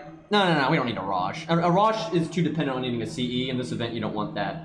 I'm like, let's try that real quick. I could see Medea being pretty good just because she can give you the gain rate for later, and I think she's good enough to kill the guy. The only problem is you can't switch immediately and give her the buffs. Or could I? I could switch in, hold on, let me just, where the hell is my Medea? Yeah, hold on, I gotta think. So, I'm trying to think if Hohenheim needs to be on the front. I don't think he does. So you could switch her out for Hohenheim, right? And then she could, well, yeah, I think it's okay. Hold on though, if a VC Braun didn't have, if he did not have any battery, I'm not sure that would be okay. What would he, well, he doesn't need, let me think. I mean, I'm gonna give him no battery because I wanna, I want to check. I didn't know I had that many of the 4-star one. Good God, that's good, but good God, how did I get? I got no 4 stars. By the way, I got no 4. Never mind Dearmid, right? Yeah, sure. Sometimes you don't get the rate up 4-star. I got none. I didn't get Dearmid. I didn't get Hercules. I didn't get like Book. I got none. How did I get? That is stupid. I got 2. I got 2 of the 5-star CE. I got 2 of the 5-star CE, which yeah, that's not like the most, but it's it's the 5-star one. I got 2 of it, right? And then I got apparently a million of the 4-star one. I literally wasn't paying attention to what was in my 10 rolls, to be honest, but and then I got Scath, right? And I got no 4 stars. This bullshit. Yeah, fucking Christ. Anyway, I'm trying to think here where we need. I think we need to do that. I think that's fine. I think this is fine. So we do it this way. I think because you can give her the art up. That should be good enough. The only thing that would run this is if she can't do 100K. And by the way, that wouldn't be a fucking problem if she had a normal NP, for God's sakes. I'm gonna be so sad if she can't one-shot this. I cannot believe I got that many of the 4-star CE, and I got 2 of the 5-star CE, and I got the fucking 5-star rate up. And like, because it would be frustrating if I like pulled Liz, right? But how did I not get any 4-star? Like, no, I didn't even get Liz. No Liz, no Valkyrie, no Beowulf, no Dearmid, none of that. Fucking. I mean, yeah, I didn't use that much SQ. Like, I'm trying to think though. I want to. How much did I use? I'm not sure. I had 2,200, but then I rolled, and then I took my login bonus out of the mailbox, and then I got some other SQ from like dailies, and then this event and shit. So I've used like 200 and maybe 30, and then I used like, I don't know, 13 summon tickets maybe or something. So I feel like, I mean, honestly, I got very lucky with getting Scath. That's crazy lucky. But I'm thinking like 200 some odd SQ, 230-ish, maybe a little bit more, 230-ish SQ, and then a good chunk of SQ. I feel like the odds of getting a 4-star are quite high in that. Like getting a 4-star is quite high in that. And the odds of getting 2 5-stars is quite low. Your odds of getting a 5-star, I'm pretty sure, are like, at that point, like 40% or something. Right, I'm not sure. I remember it used to be you had a 50% chance to get a 5-star if you spent like 300 and like 35 SQs. I don't remember the exact number, but that was when it was 10 rolls. Now it's 11 rolls. So now the odds are better. I have no idea what the math is now. Like, I got bullshit lucky on 5 stars, and I got crazy unlucky. Well, I guess I didn't get that unlucky with 4 stars, but I got pretty. You generally get a 4-star in 200 some odd SQ and whatever summon tickets. So I got very lucky with Scath, but I think, well, I mean, the 1 copy wasn't that lucky. 1 copy in 230 SQ is not, it's not super lucky. It's not unlucky, right? Like, because obviously you have the chance of not getting a 5-star in like 600, 700 SQ, crap like that. But if you look up the math, with 11 rolls, getting a 5-star in like 230, and with the summon tickets, it's probably like 250 worth of SQ or something, maybe a little bit more, because 1 summon ticket is 3 SQ. It's not that, like, it's like, let's say it's 45% or 40%. That's not that lucky. It's a little lucky, but that's not that lucky. But getting 2 is really lucky, and then getting no 4-stars at all is pretty whack. I need to look the math up again, though. I'm not sure what the math is on getting literally any 4-star. Never mind the rate up. Getting any 4-star in that SQ, I'm kind of confused by. But I'm sure, surely I had better odds of that than getting Scath. I don't know why. I normally have my notifications off when I stream, but I turned them on for a while ago for something specific, and I forgot to turn them off again. And normally I don't get notifications, but now my phone won't shut the hell up, so someone's probably texting me or some nonsense. All right, is Medea going to disappoint us? What are the odds? What are the odds on the CE? Because I got 2 of the CE, Isn't it 3%? What's the rate up on 5-star CEs? I don't know. Is it 70%? Is it a 70% chance? Because my god, no wonder that. But that's pretty much though the odds of like getting a 4-star. Yeah, see that means the two CEs I got could have been 2 4-stars if they're both 3%, right? So granted, it may not have been the rate up, but I don't think I got any. I don't think I got any other 5-star CEs. I didn't really look again. When I was rolling, I didn't really pay attention. I don't think though I got any other 5-star CEs. I don't think I got any spooks. I didn't get like a random, ley line or any shit like ley line. What am I saying? K scope or anything like that. I know I didn't get imaginary element because that was the one thing I checked on.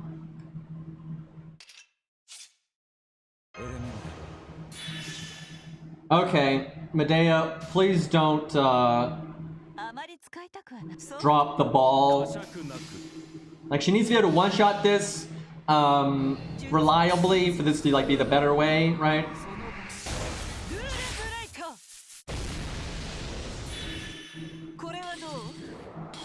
Wow. She's an event servant. And 3-stars get a pretty nice boost. I'm not even sure she'll kill with Castoria out, right? Just remember when I was saying she needed to be buffed? That is, I just fucking Christ, man. That is sad. That is so goddamn sad. I'm not even sure we're gonna kill it this turn now. We're getting desperate here. That scuffs us so bad because now we don't have the art up for the last turn.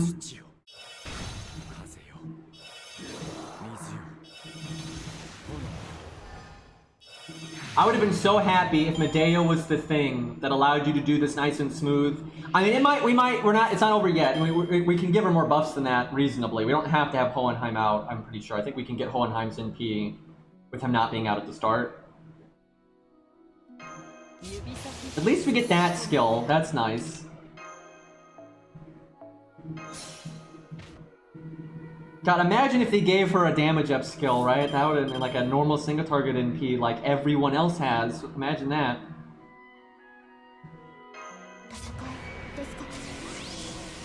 So I guess you just do nothing here. Like, you don't need any damage up for this. I figure you could we could probably fiddle with this though and find some. There might be a way to make Medea work. Because I don't think we even really need Hohenheim anymore, do we? Hell, we could use a VC Braun, maybe. Because the VC Braun gives you gain rate from his NP. Longer animations though, you have to wait longer, but... Yeah, I don't know if we really need Hohenheim anymore. Yeah, why do we... Yeah, what the fuck do we even have Hohenheim for, really?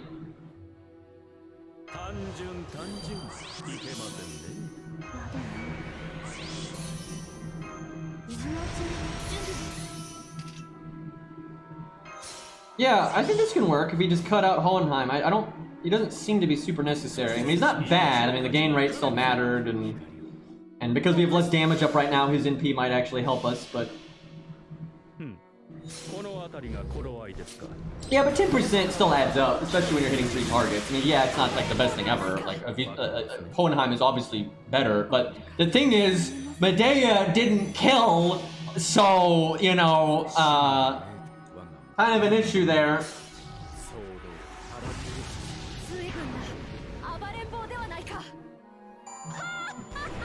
Damn, we didn't actually kill there. We would have if we had not lost our buffs from Medea failing, but so this was the worst run out of all of them, although we could have made this work better than it did. Like, it didn't have to be this bad.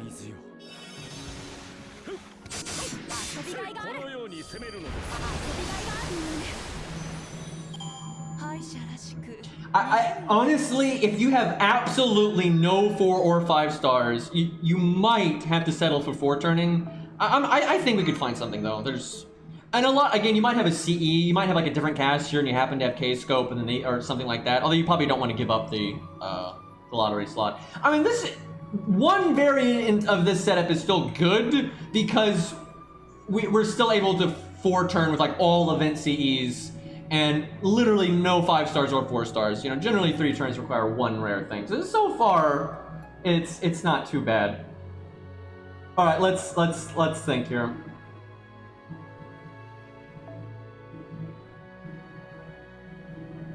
Also, we could take advantage of the switch, right? We're not really doing that. We're not really taking advantage of Chen Gong's yeeting capabilities.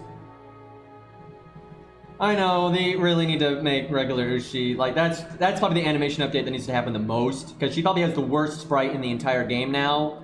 And she's in from day 1, so she deserves it as much as anyone, and then the Babylon anime and everything. I think out of every unit in the game, Ushi deserves an animation update the most.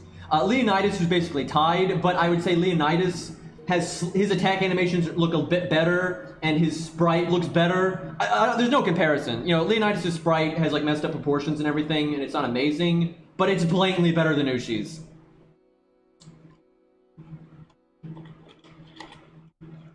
Okay, so the other thing we could have done is this, right? I don't know if this would be enough though to make her one shot, right? Like, I don't know if that, I don't think it is. And then, yeah, his NP animation, yeah, just standing there menacingly. A VC Brawn would make us, you know, we would kill the dick. But then we would not have Hohenheim stuff, that's a pretty big hit. How can we make Medea not suck?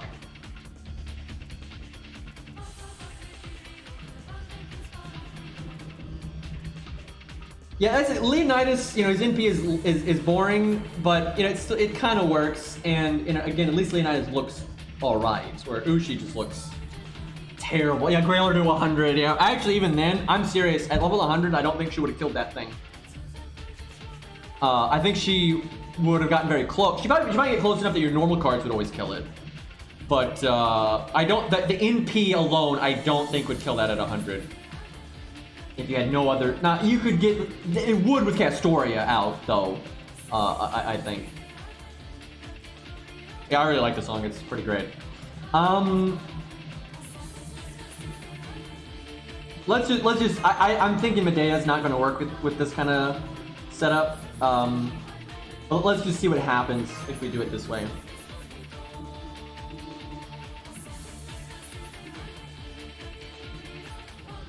The problem is we're actually just trading, because yeah, we don't get the art up now. I wonder if we can not have Chen Gong out. I don't think so. Is there a way to not have Chen Gong out? Because if Medea could get both, that would be really helpful.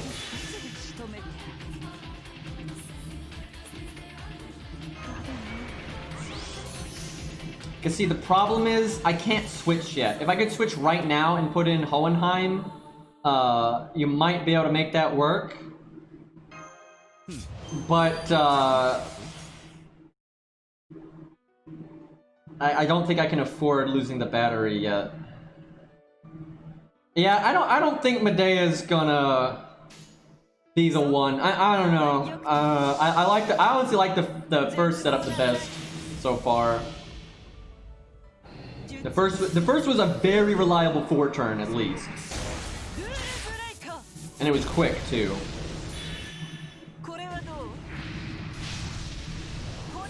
Make me proud, Medea. Well, I mean, if you get lucky, you know, I'm not sure what's left though will work. We'll see. Oh god, I need to level that skill. It's rank 2.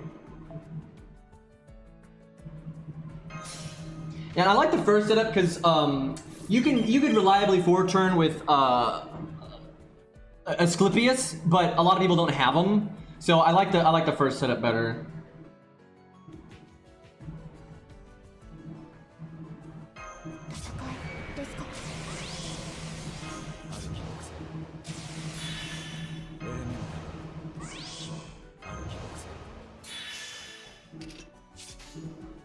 And it was just the first team was really easy to play, right? You didn't have to fiddle. It was very straightforward. So I do like the first setup. Like I said, if it was me and I didn't have waiver and stuff, I would just go with the first setup because it 4 turns, you know, very smoothly. It's super crazy budget. You can bring all the event CEs you want. It's totally like who gives a shit if you're 4 turning. But yeah, obviously because I have rarer stuff, I can like put in a waiver or something like that instead and make it better. But it's totally a reasonable budget way to go. Oh fuck.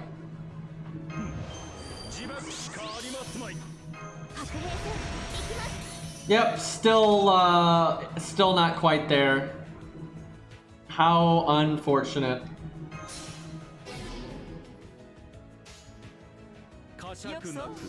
Yeah, I don't think Medea's the way. If you had a Grailed Medea though, it probably could work. If you did happen to have a Grailed Medea, I could see that working out.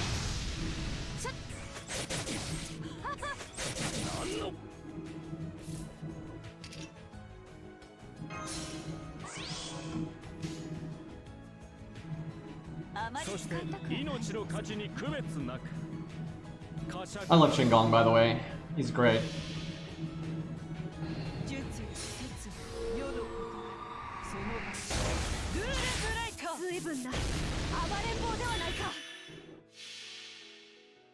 Yeah, I guess we could have ordered it so we didn't need Hohenheim. That's true. Also, yeah, level 2. That was the reason we didn't have our NP gain was because of that. If we had that higher, we would have had enough NP. The thing is, that setup probably can 3-turn. Like that exact setup I have can probably 3-turn if I level up Medea's 3rd skill, but only sometimes, right? It would only 3-turn if you get like a decent opening hand, right? So it would 4-turn. And sometimes 3-turn, but it was actually a bit harder to play. That first setup was so brain dead to play that like if I was autopiloting and like watching YouTube and stuff, I'd probably just go with the first setup. Like, I mean, it works fine, you know. It's not a big deal if you 4-turn, so I didn't mind that first one. But yeah, you could probably fiddle with that one and make it work too. And this one is pretty accessible because a lot of people level Medea and stuff. So the first one was the one with FEC Braun. It was Castoria, Qingong, Hohenheim, VC Braun. No, not the Zig one. That's not free to play at all. What are you talking about? Like that? Yeah, that 3-turned, but that wasn't free to play. What the fuck? That wasn't free to play at all. Everyone has waiver and was playing when Zig was out. Like that wasn't free to play at all. But yeah, that one was bullshit. That one 3-turned though. But I think honestly a variation of the VC Braun one, we make a VC Braun waiver instead. So you do like something like you do Castoria, Qingong, Hohenheim, waiver, right? That would probably 3-turn really reliably, and you could bring whatever CEs you wanted. But not everyone's gonna have waiver, right? But that one would probably work. I'll have to check, but I think that would 3-turn. But yeah, that first setup, the setup before the VC Braun, like Qingong one, that one wasn't free to play at all. All right, we'll wrap up, boys. I know we got a lot to catch up on.